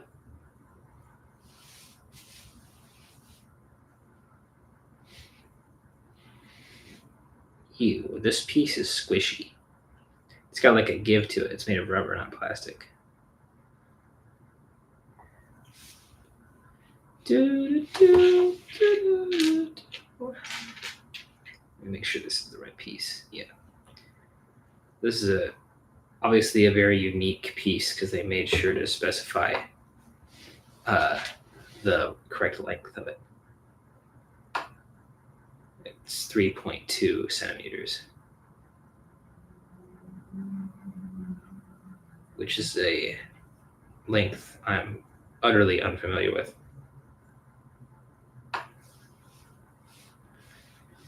Okay. All right. You stick this guy on here. How? What? Oh. What? No. So I guess I wasn't meant to push that piece through all the way yet. Do I have this? Okay, yeah, I got this still. It's happening. It's just I keep pushing pieces through all the way in places when I really shouldn't. I'm very rusty at the whole Lego experience, I guess.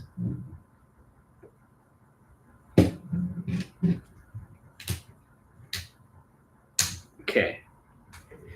Look at that. That's pretty strange, isn't it? No, it really looks like a catapult. Or maybe a Monument Mythos reference. Depends on the way you look at it. Okay. Then this piece goes here.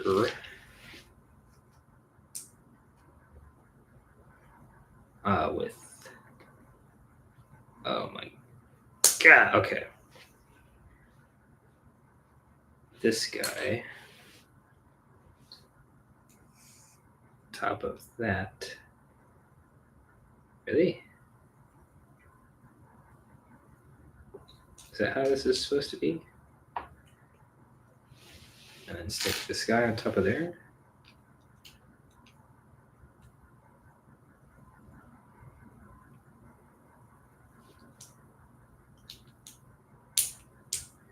And then this guy.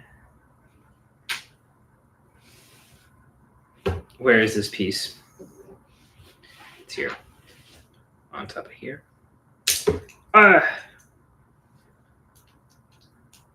My fingers are going to be sore tomorrow for messing around with these little sharp bricks for 3 hours. And then this guy here. And then you flip it around.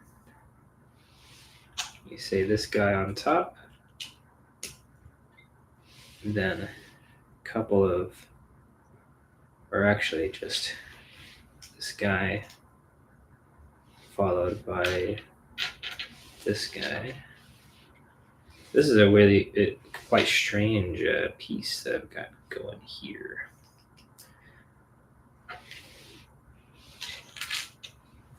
Multi-layered with many layers. Look at that. That also looks like a Smite character. It's kind of strange. But this is going to go right on the flying machine. On the bottom bit, actually. So flip it upside down. And it will be here. Wacky stuff.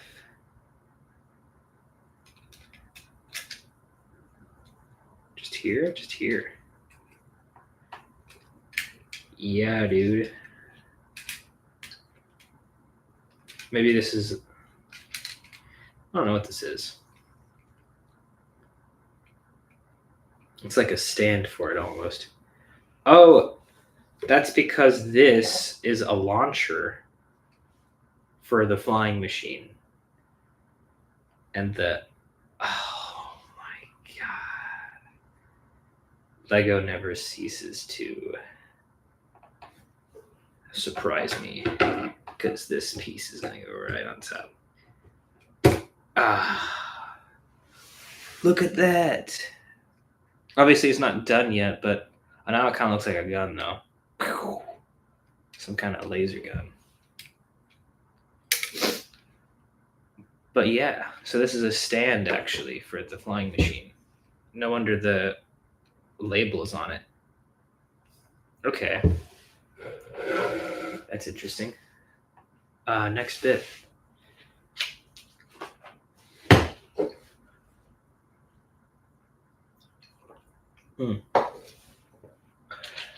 Okay. This is really fun. Like when all the pieces come together to make one big thing that looks strange.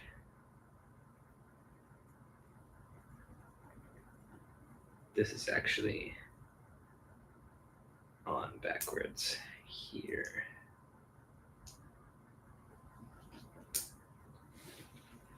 And then this guy will go under here like this, with a piece connecting here. And then a long boy here with another piece going there. Maybe I should move the thing out of the frame a little bit. Stick it over here. You can still see it in profile. It's just not directly in the way of my face. My beautiful face, the sponsor of the channel, doesn't actually produce any of the content. Just is there in every video. It should probably not be there anymore. Especially if I'm worried about being discovered. People finding out where I work. Which I'm not that worried about it. I've been pretty good about not saying too many particulars about who I am and where I am. But I can't stop talking about why I am. That's the topic of many videos at this point.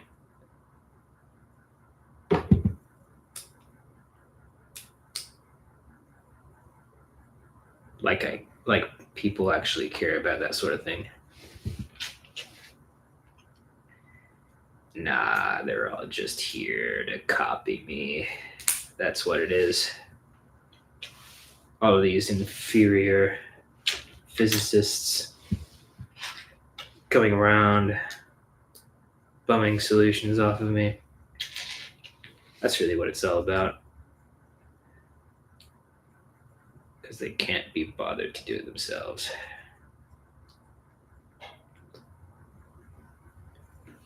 I hope I lost some subscribers by saying all that.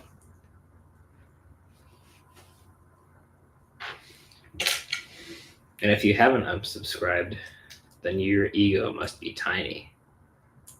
Tiny compared to my big brain.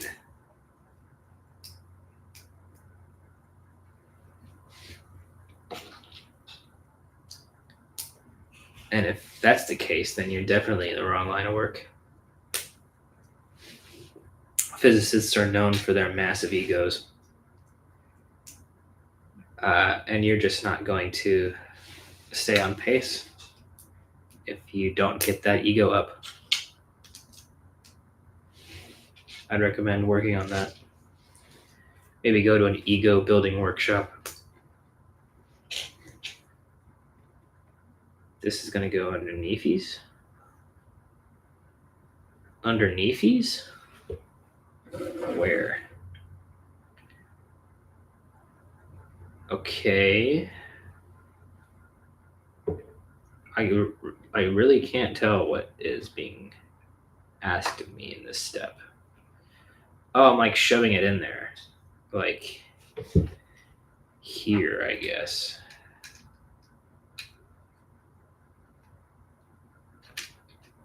Oh, that's really awkward though. And I shove this through this hole here. Okay, sure, dude. I believe you, Swedish man who decided this Lego. I get it. Sure. Looks just like that. It has to go all the way through as well.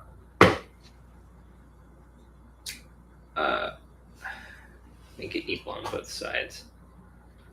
And sort of do this nonsense to it. Okay. And this here. This is pretty finicky work right now. I like this. Perfect. Yeah, I just did this bit here. I just stuck it on the superstructure. Yeah. Okay. Now I get to do the strings. There are actually little string bits that come with this set,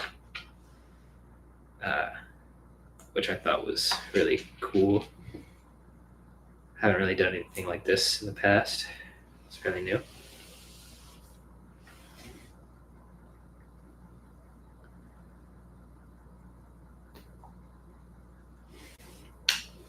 When you think of Lego, the first thing you don't immediately think of like strings. You think of blocks.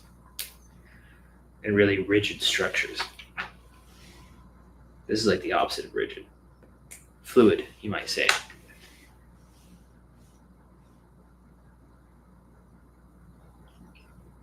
And I did this sideways. You need to do the Hermitian conjugate of that, John. And here. And also put these guys on. Yeah, bro. Yeah, bro. This is a really tough piece to snap on. I mean, yeah, bro. And yeah, bro. Oh no. Don't pop off like that. Every time I see a hoe pop off, I'm like, don't pop off like that. Good heavens. One shouldn't pop off. Like that. And then this goes, it goes upside downies. And it goes right on the end of this thing.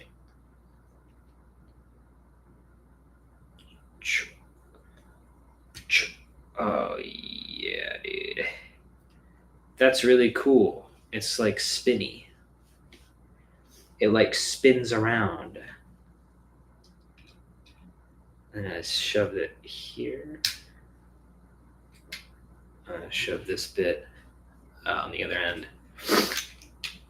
over here. Now I am actually feeling kind of sick.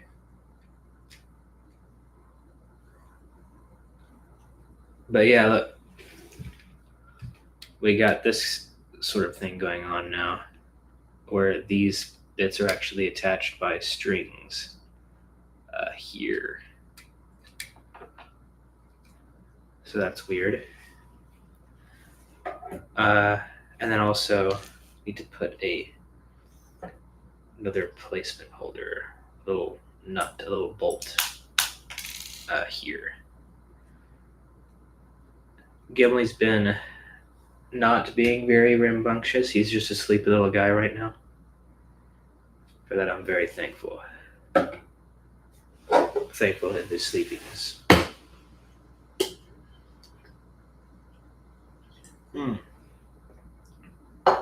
Okay.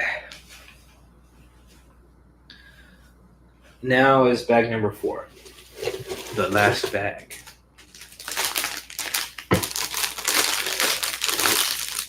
Dump all this stuff out. Oh, I almost missed a piece.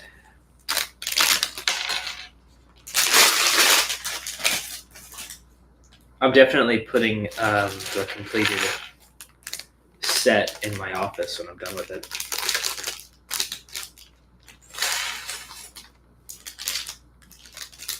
Where it will probably stay for the next 5 years or so.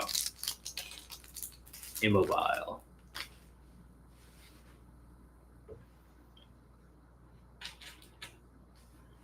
I wonder if I'll still be making YouTube videos at that point. I hope I am. Be silly to start a physics channel and not do physics on it.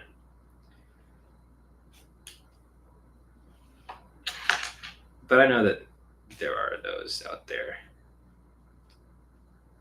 who have done just that. Because I've been burned before.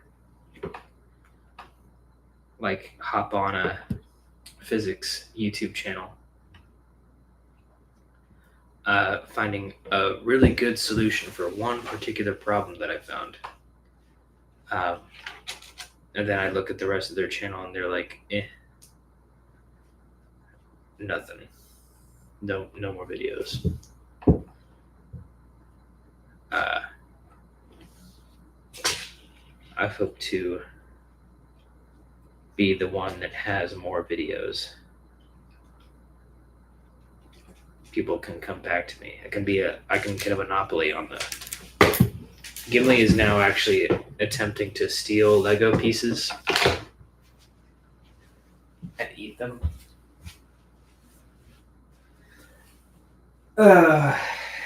He don't know better.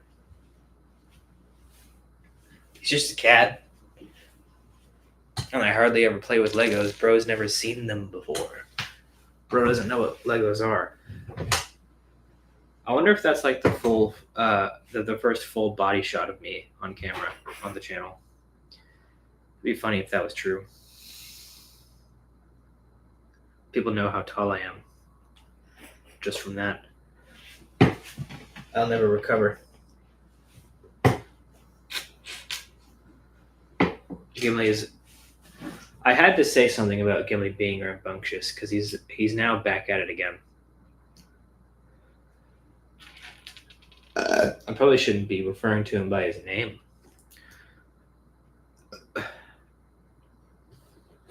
Maybe he gets ticked off by that.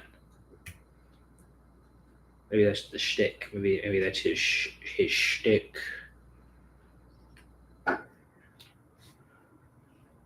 And this is my shtick.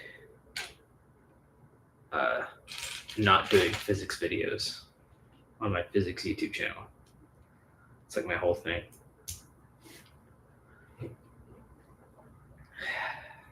And here, it goes all the way down on that, John.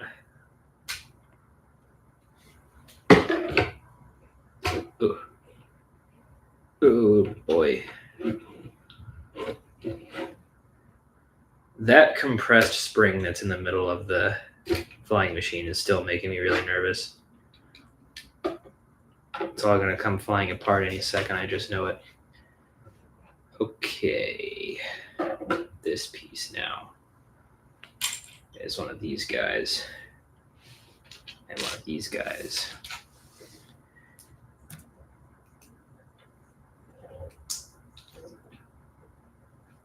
Ooh. Snap on there, dude. Okay, there we go. Gimli, you leave that flying machine alone. You leave it alone, I say. This guy. I'm streaming right now, dude. So go play somewhere else. Crazy guy. Oh boy. It's all coming together. That's what's happening right now. It's all coming together. It's all coming full circle.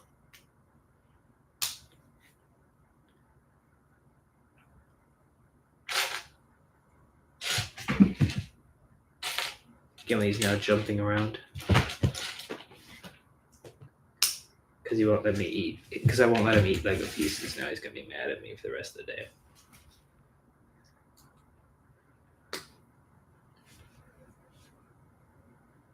He don't know. He don't know that it will give him mad indigestion.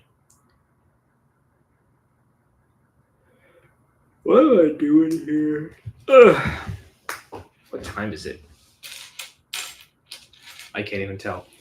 I could only assume it's something like 10:08 Eastern Standard Time.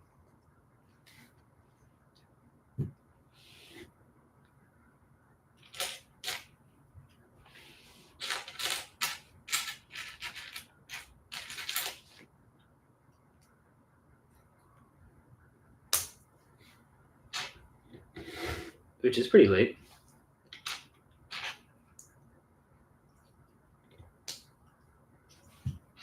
For somebody to be streaming Legos. Can't imagine there's a lot of people out there doing it like I am right now. How does this crazy piece go? Does it... What the heck is this? Oh, there's these little... Okay. All right. So just there.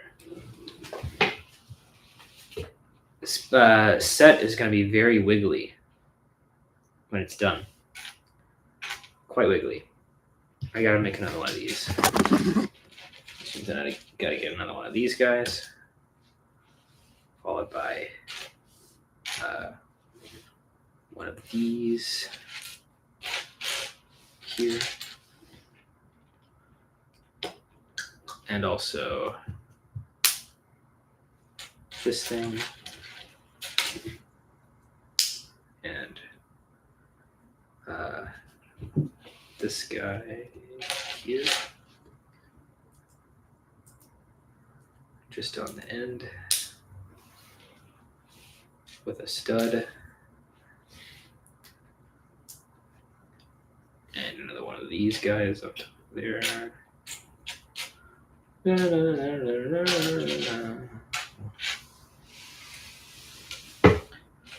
Other people in my comments that are going to comment about what Lego sets they like, because that's Lego sets are very popular.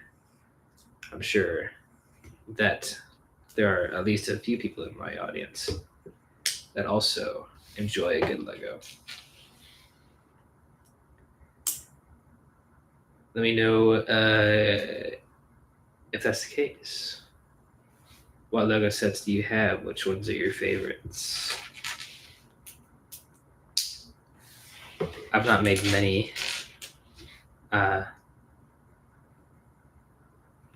Because they're expensive. But of the ones that I've made, let me think about which one is my favorite. It might be the one of, there was one Lego Star Wars set that was just basically the execution room. Or it's not an execution room. It's like the Emperor's Chambers in, or was it that? Maybe I'm thinking of something else. I know. I've definitely made one of the scene in Star Wars where Han Solo is being dropped into the carbonite bath. You pop him in, and he comes out encased in carbonite. That was a cool one.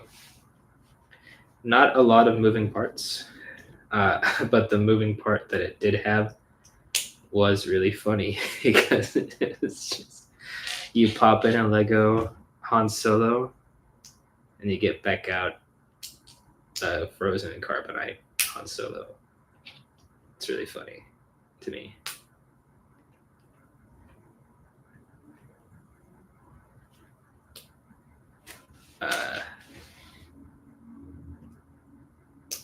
I did do a Millennium Falcon, but it was the Force Awakens Millennium Falcon, so it was the worst one.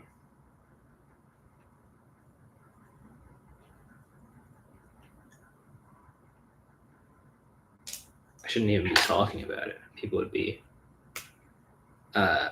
confused and upset that I would even consider doing that one. But I did do it. And I that was another Lego set that I received as a gift. So that's my clever excuse. I'm doing this the wrong way round.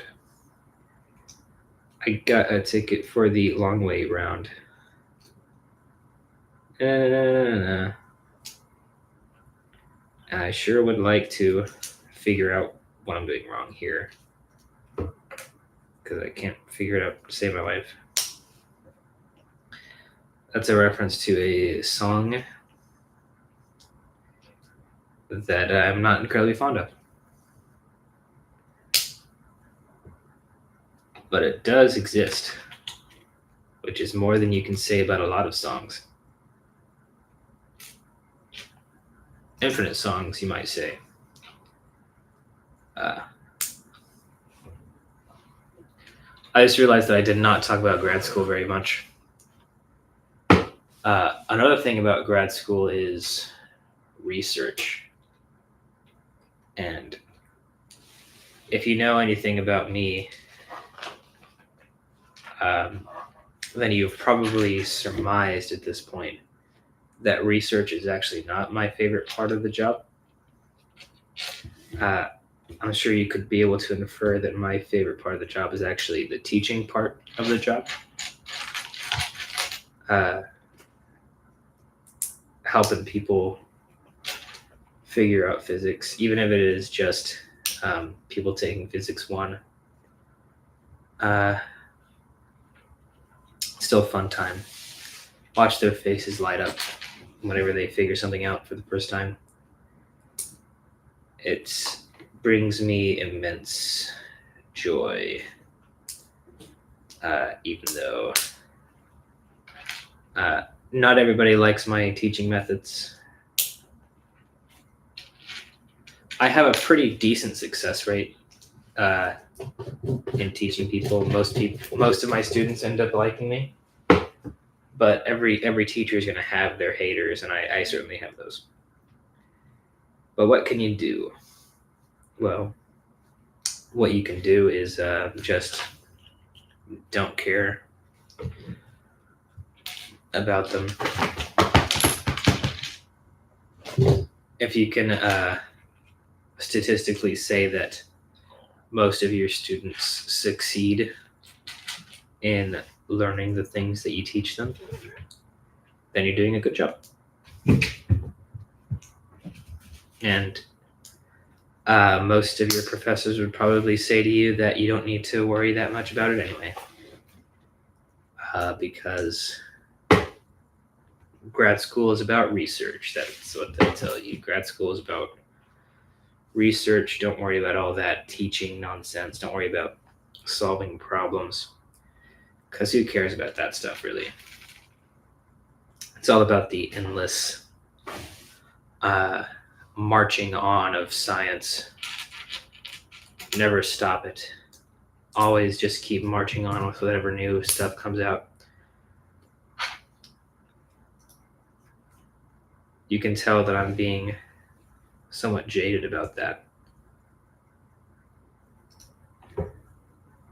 Maybe I've been reading too much Michael Crichton. Who knows?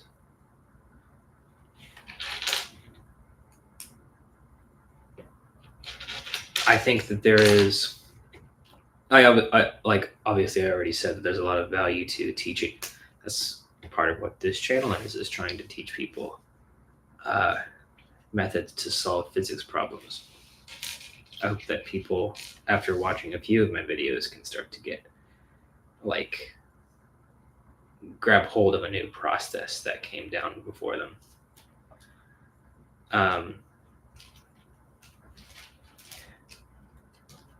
But also there's a lot of value in solving old physics problems.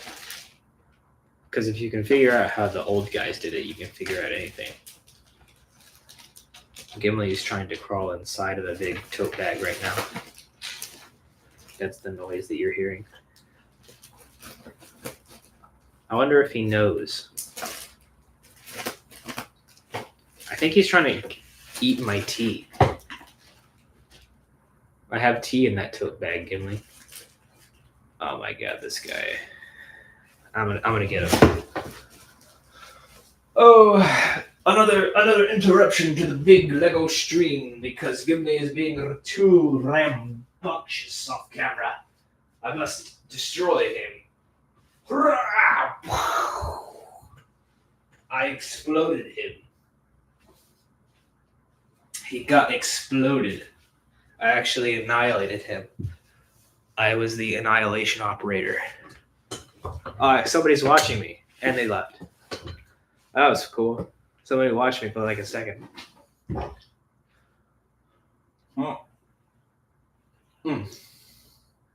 They came in at the exact wrong time. I was completely off camera. That was really funny. Okay, what am I doing right now? I'm building some kind of Lego structure.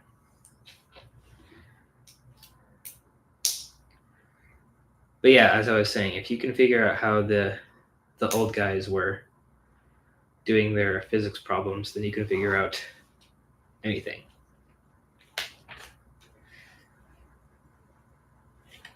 Which means you should only really start worrying about research once you have solved every single physics problem that came before it,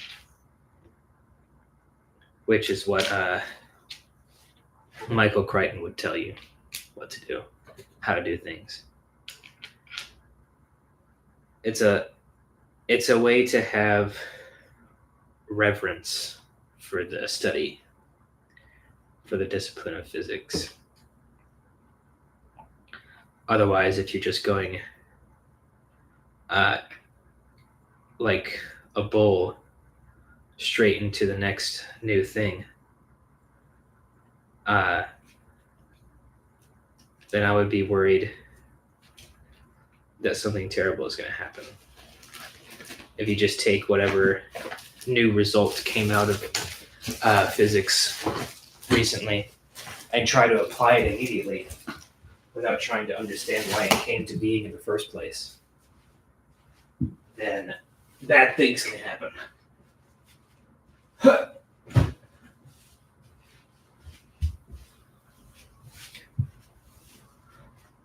It'd be funny if another person popped in just as I was getting off the camera again.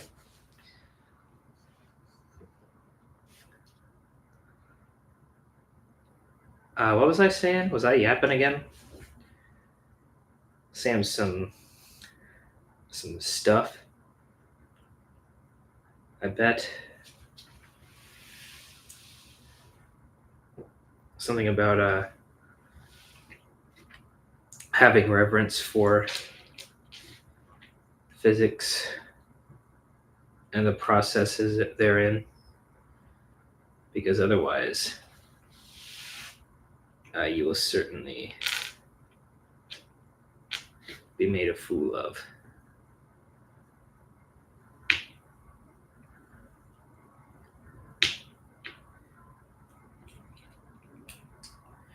Like all these people out here that are trying to use AI in the context of physics research. AI is actually pretty closely tied with physics in its development. And so it makes sense that it's being done, but it still terrifies me because people are being like, okay, here's the physics problem, here's the AI model that you have to train to solve it. Go crazy on it. And then they're off to the races. It's a lot of power to give to somebody that they hardly know what they're doing.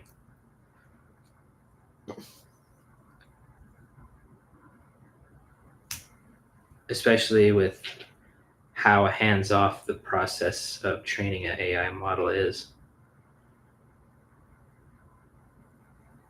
It's like, okay, here you go, guy. Here's an entire set of training data.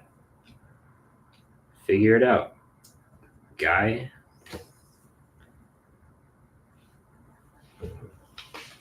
And suddenly you have something that previously did not exist come into being. It starts being used for things like particle physics simulations, or something to that effect.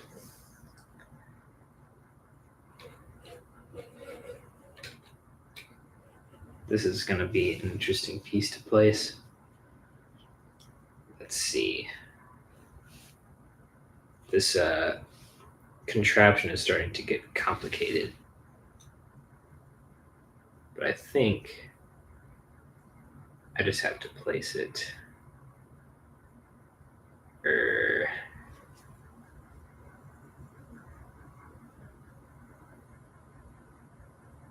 Like,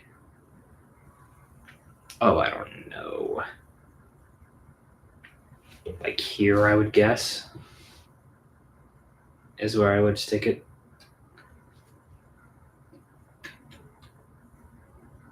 But then it just looks like really strange. It's kind of odd.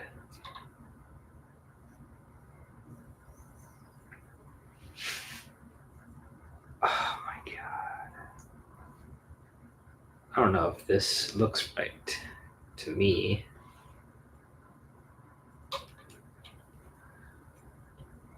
Maybe it goes through the other way. Maybe it says this instead. No, that looks even worse. Okay. It was definitely the first way that I had it. This is what I'm talking about, by the way. You hand a person the instructions to build a Leonardo da Vinci flying machine,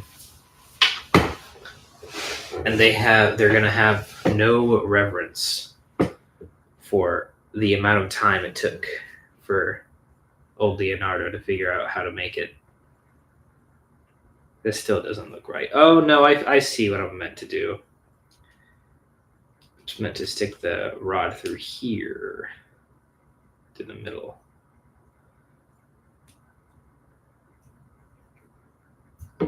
Okay. Then just sort of. Are you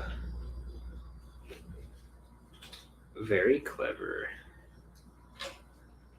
So it's meant to like go all the way in here.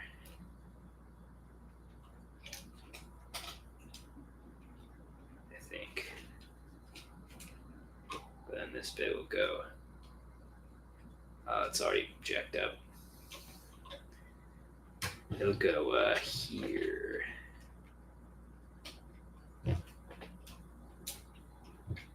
Yes. But then where does this... Oh, the little balls down here. Okay. That's what those are for. Oh, snap, son. This just snapped into place. Look at this. This is the wing, I guess. That was what I was just doing just now, snapping it into place where it belongs. Now I bet I'm going to do the other way in a probably much similar process. And listen, if you're doing research right now and it happens to be centered around machine learning, fine. Good for you. Keep doing what you're doing. Not that you have much choice in it anyway, probably. Your advisor is probably the person that is determining that you should use that for your project. And you'll probably be very successful with it. People will get it. And so whenever you bring it to conferences, people will understand it. You'll get prizes for doing a good talk. People will talk to you about doing machine learning, and you'll have a long career ahead of you in dealing with that. But do try to also understand what got you here in the first place. Understand the years and years of work, the mathematical methods involved before you just start going building random models willy-nilly.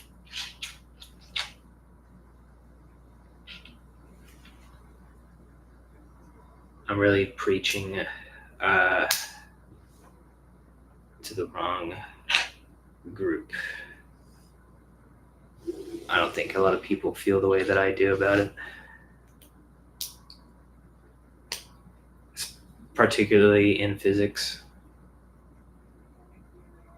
We tend to just use whatever crazy new technology we come across to exploit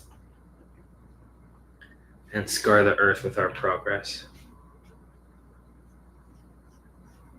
That's what we do.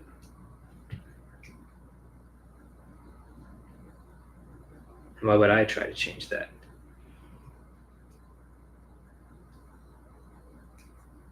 Certainly it won't work out for me.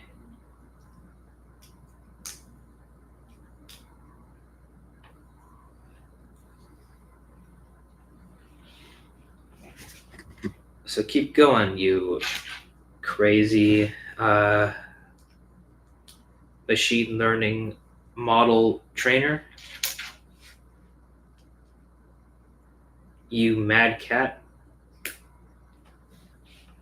You're on the forefront of the technology, whatever. You're right on top of it. You're the one, the chosen one. You're gonna build the best machine learning model that the whole physics has ever seen.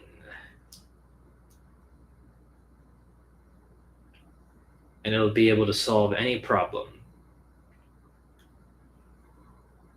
numerically or otherwise, at a fraction of the cost of computing power.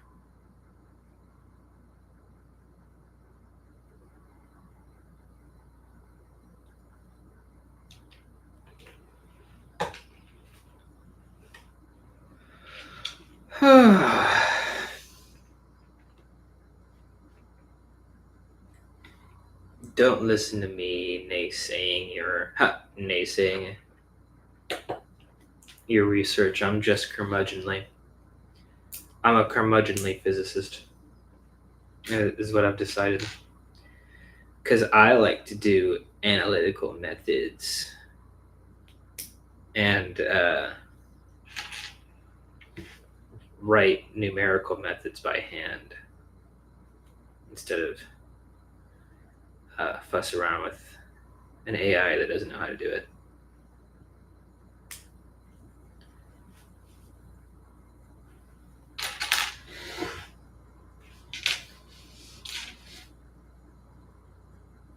Because I think I'm special.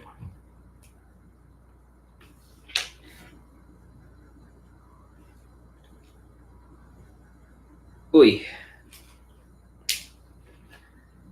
Maybe the next great physicist is going to be an AI.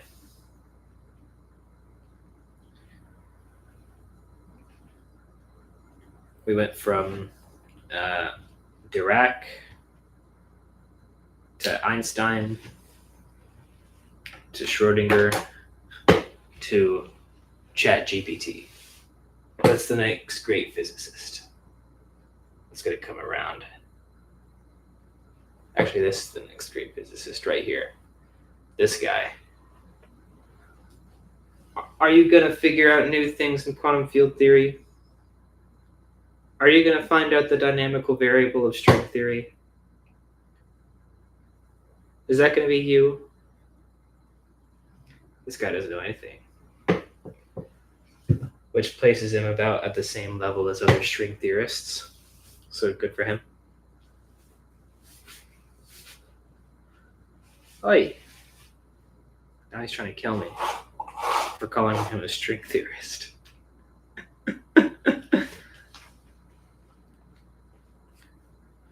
That's another thing that I think is really funny, is if you're still doing string theory. What a laugh.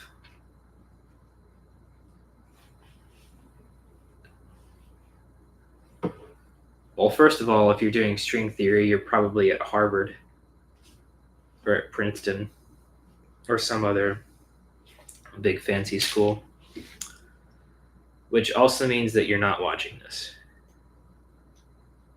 You're too good to watch a person like me solve a physics problem for you. You're too smart. Look at you. You go to big fancy school here. That's your lot in life, not mine.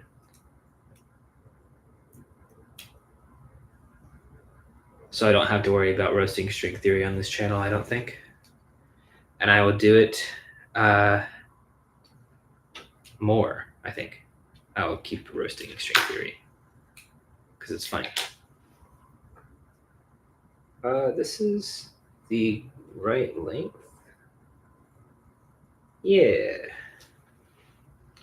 How to make double sure of the length of that one. Don't want to be mixing up my Lego piece lengths.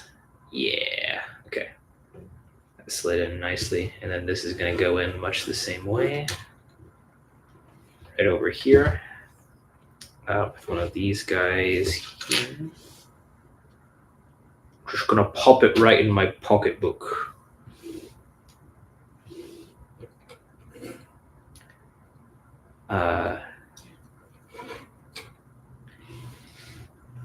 Kind of like this.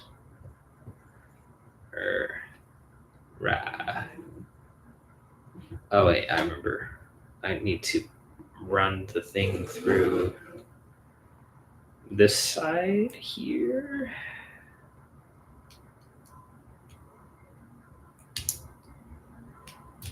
And then run that through this. And then hook the bottom circle around this ball down here. Like that. Okay. Okay.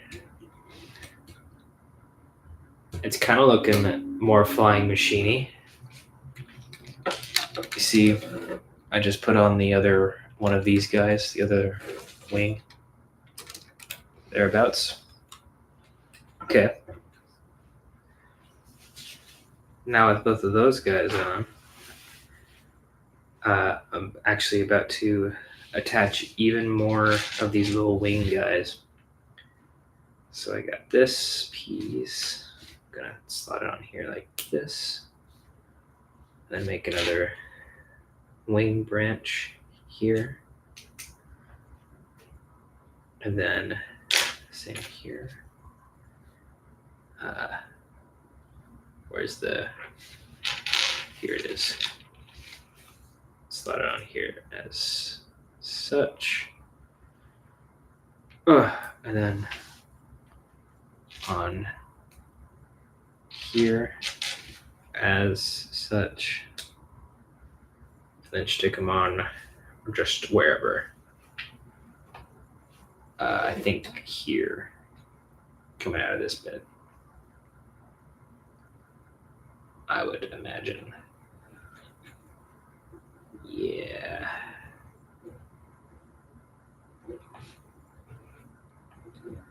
I guess they're not meant to go on all the way. It's like a gap. Huh.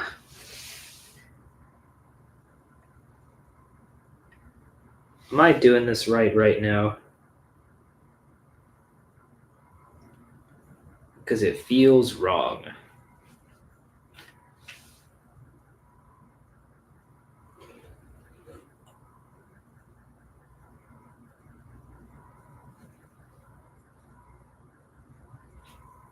What's up, Gimli?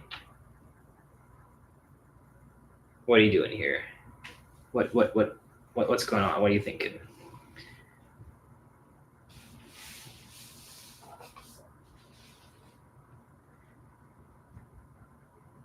It's really kind of unclear. But I guess it's right.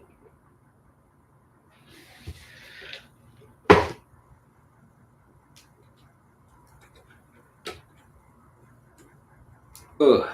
It's just unfortunate that the piece doesn't go all the way through.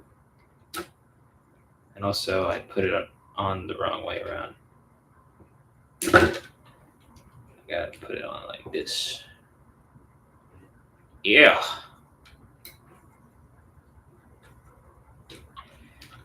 Yeah, dude. I'm just sticking on more wing bones, I guess. If this was a bird, then that would be a wing bone. And I think I've even put on this particular one backwards. I'm going to take a second and change my shirt because I'm getting hot. I'm getting warm, I might say. Oh.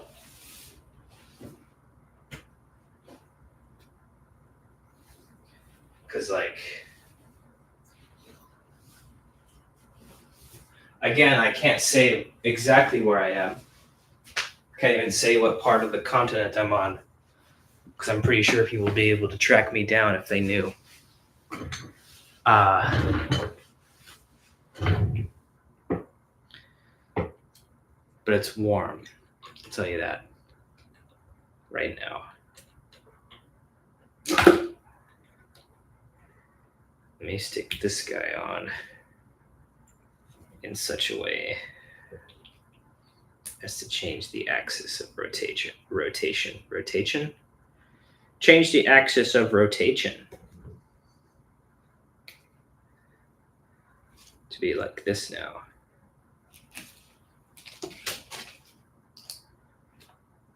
Yeah. That's more sensible. Nice.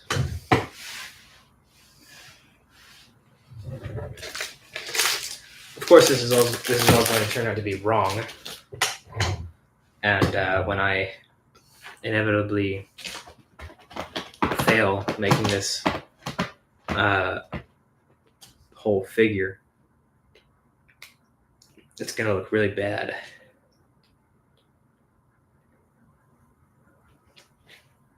And I'll have no one to blame but myself. And my cat, because he's been a menace during this stream. What a menace he's being right now. Just kind of sitting there, minding his own business. What an asshole.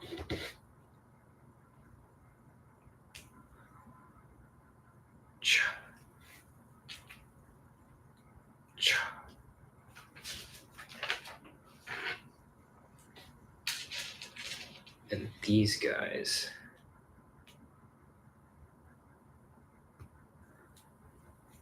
And this guy.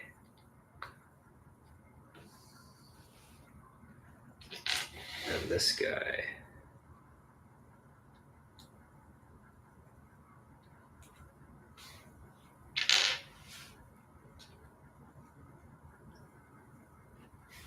With this guy on top.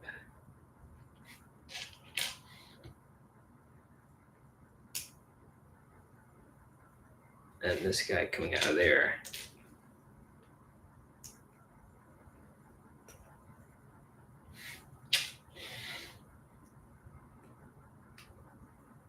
And also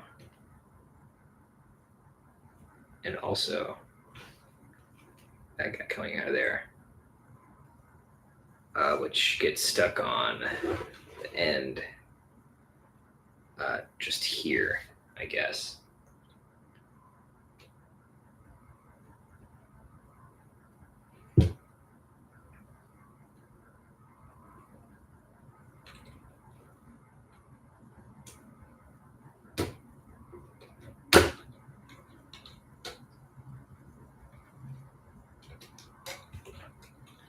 I feel like I missed something.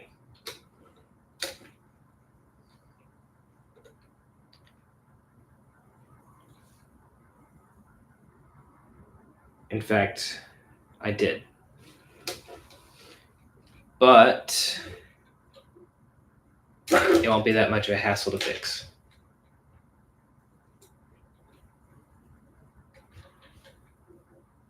Because I'm just going to push this guy back through here. As such and such. Incredibly carefully. So as not to completely dismantle the entire construction. But it's going to go not only through the first bit, but through the other bit.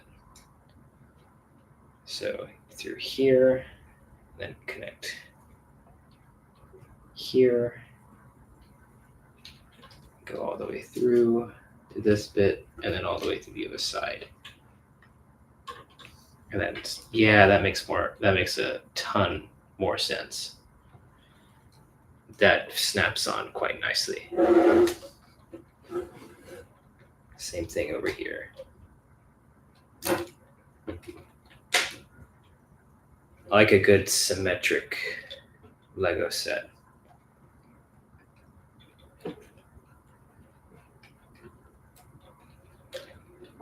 If your Lego set ain't symmetric, then it's not necessarily anti-symmetric,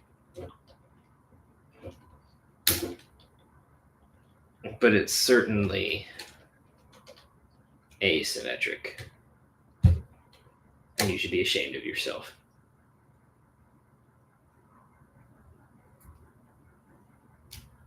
I'm being serious.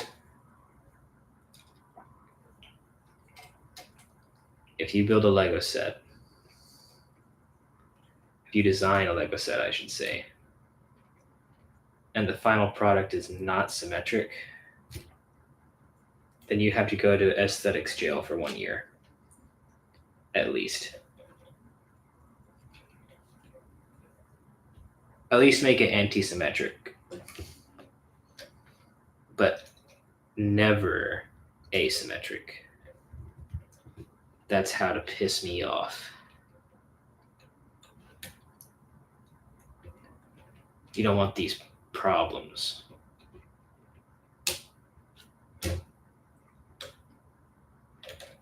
You really don't. Stick this guy in here now.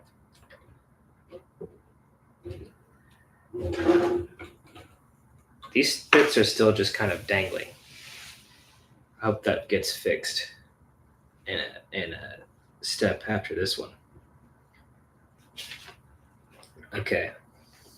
Now I got this long string. I gotta get the long string. Oh, it's wrapped up in tape. The long string. Which I'll be attaching to this piece here and this piece here. And then this guy here, this guy here, and this guy here.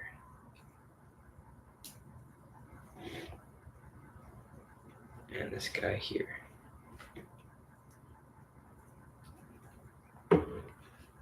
This is looking like the most complicated thing we've done so far. We're like gonna be wrapping this string around the whole bottom bit. Gotta flip this whole operation around. Oh goodness, this is getting spooky. It looks like we're running the string around, oh my god, okay, around here. Or does it go underneath?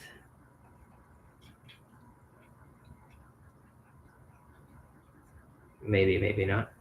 But then it goes through this claw here. And also through this claw here. I want to make sure that this is here. And then run the string over this circle. And then over this circle.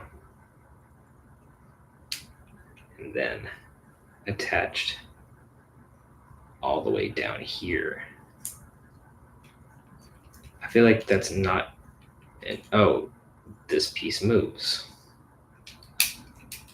That'll do it. Then same thing here.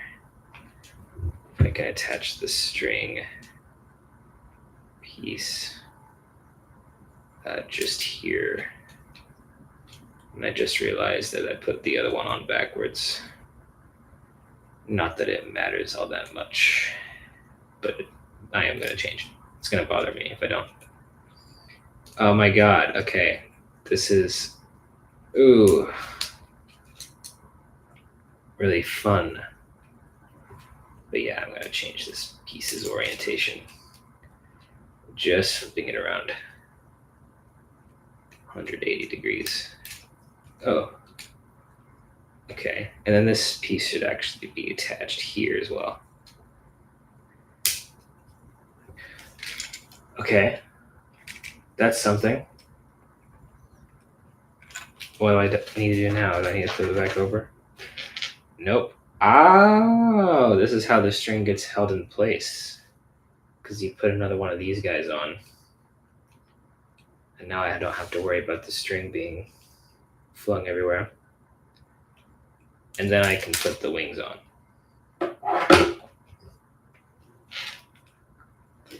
But why are these pieces still loose?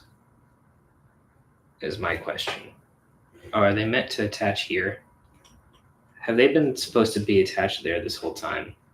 I've just been letting them dangle like a fool. Yeah, that's totally where they're supposed to go.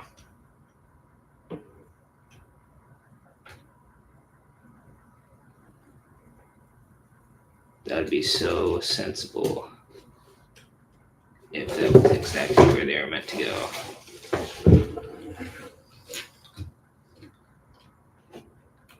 Thank you, Lego. Very sensible. I wish the instructions were more clear on that point. But what can you do when you're trying to teach a physicist how to build a Lego model? Oh man. It's really kind of tough, actually, to put this on. Maybe if I detach it from here and then attach it here straight up. Get this wing out of the way. To put it on like this. Oh.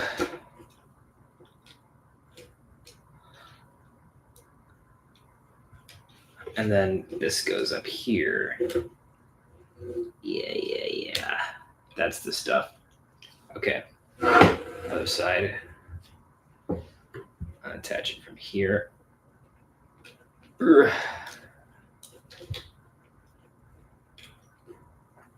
Or sort of like this to have it here.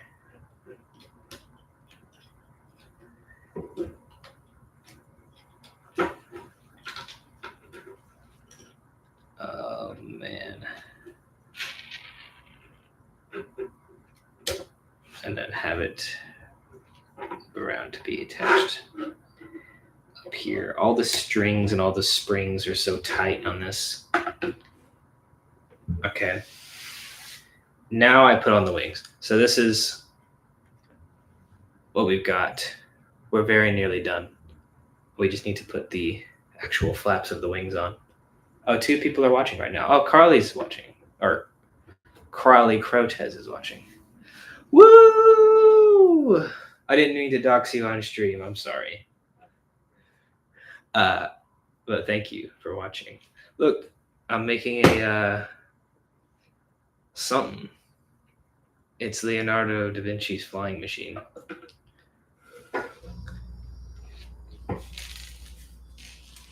Yeah, dude, this is a birthday present, actually.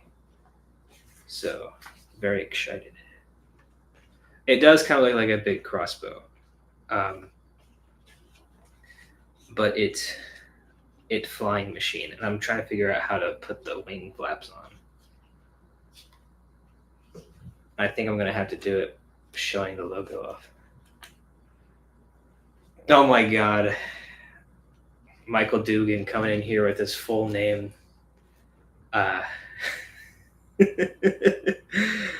Dude doesn't even have a username. He's destroying me. What am I doing here? I don't think I need to put any extra pieces. I just need to shove all the bits on. Aha. What is that emoji? I have a secret suit. Yeah, nobody's gonna be able to guess.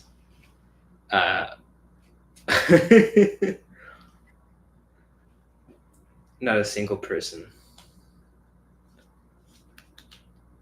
You guys came in right at the end of the stream. We've been here for a while making this flying machine. We're very nearly done.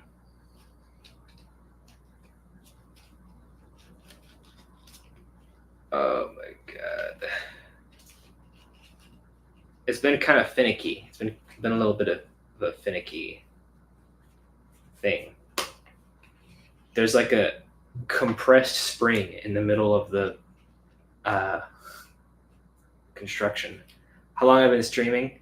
This is like hour 3. We're about to hit hour 3. That's how long it takes me to make a Lego flying machine. Yeah. And I knew it would take about this long as well. And I really just wanted an excuse to sit around for 3 hours making it. So that's why I'm streaming it. Okay. And now I can batten down all these hatches here.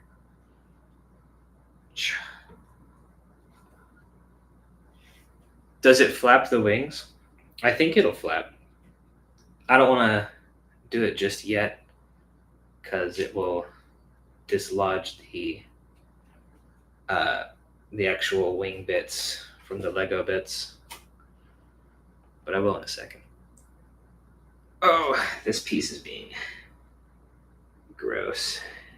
Maybe it's supposed to do that.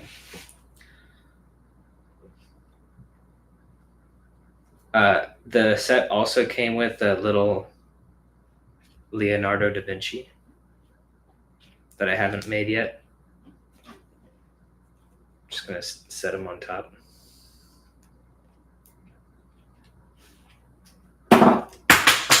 Gimli is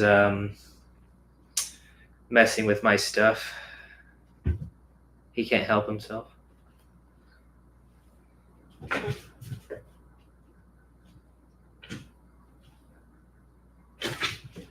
What the hell? Okay, I'm missing. Okay, there's this piece here. There it is. Okay. I got all my bits. Yeah, Gimli's running around. He's been very disruptive on this stream. Okay. So here is the completed flying machine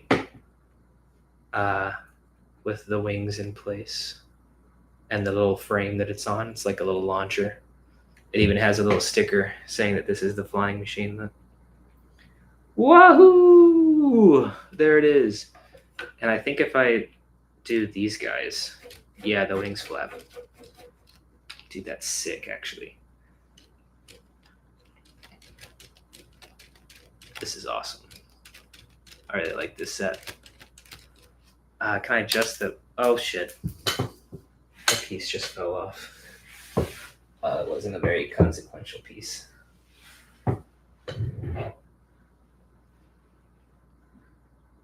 Oh, where did it go, though? Just here. It's fine. Everything's fine.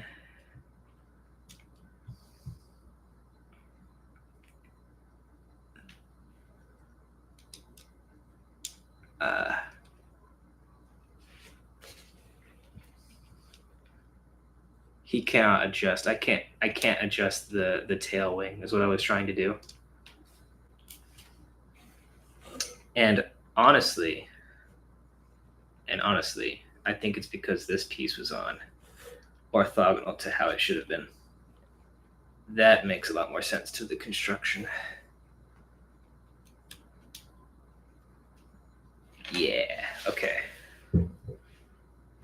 I still can't adjust the back wing, but that's how it's supposed to look. Okay, and then just need to make Lego Leonardo now. He'll be very cool. I don't know what this getup he has on is, but he's looking pretty swank. This is also like the first Lego beard I think I've ever seen. He has a beard piece. This is him without the head. Yay! But then I put the head on top of the beard piece. If I do it correctly. Oh! And then the hair piece on top of the head piece. And then a brush in a hand.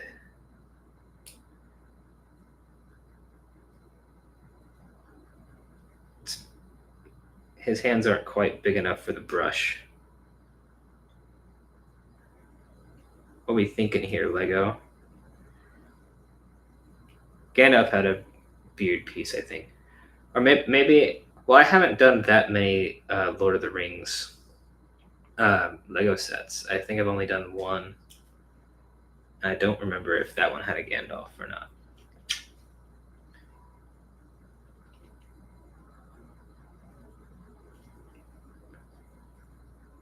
There we go. Lego Leonardo. Here, I'll put him right up in the camera. Yo. Yo. Yo. He's got the paintbrush and he's got the schematics to the flying machine. Lego Gimli the cat is going to have to wait a while. But we got Lego Leonardo now, at least. Stick him right up top of the flying machine. It looks like he's holding a gun. I don't think that's not a gun. That's his artistic creativity. It says in the back of the instruction manual you can adjust the tail wing. If you move this bit, I don't know, it seems risky. Oh no, this is like a trigger for the whole thing to move. Oh. The whole thing moves. Dang, son. This is a pretty sick set. I'm glad I got this.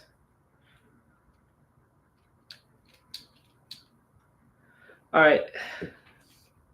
Well, I'm going to stop playing with Legos now. Do you guys want to see my new tablet? So I can try and stream that real quick. Maybe I'll just go grab it. All right, it's right over here. So this is the Remarkable Paper Pro that I've got going on here. It's like the same as the last tablet that I had, except this one has a backlight on it and also color. Yes, but also show Gimli. I might be able to go grab Gimli. So, but the video output for the tablet, whenever I'm sharing the screen with my computer, is going to look the exact same. All the aesthetic changes are for me personally. Big boy. What do you think of the flying machine, dude? He's thinking about it. May physics shall continue. That's right. That's right. That's right. It's going on. Gimli loves the flying machine. Oh my god. Maybe he loves it too much. Yeah. I like the backlight on the new tablet. It looks nicer than the other one. Dude, you'd have to see it in person to really see like how much nicer it actually looks. The colors are very vibrant on it as well. Maybe I can. The brightness is already the maximum it can be. So that's kind of it, really.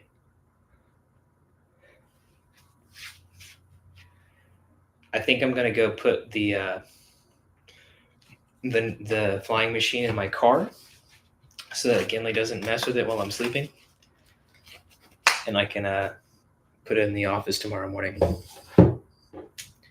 But I'm ending the stream. Goodbye.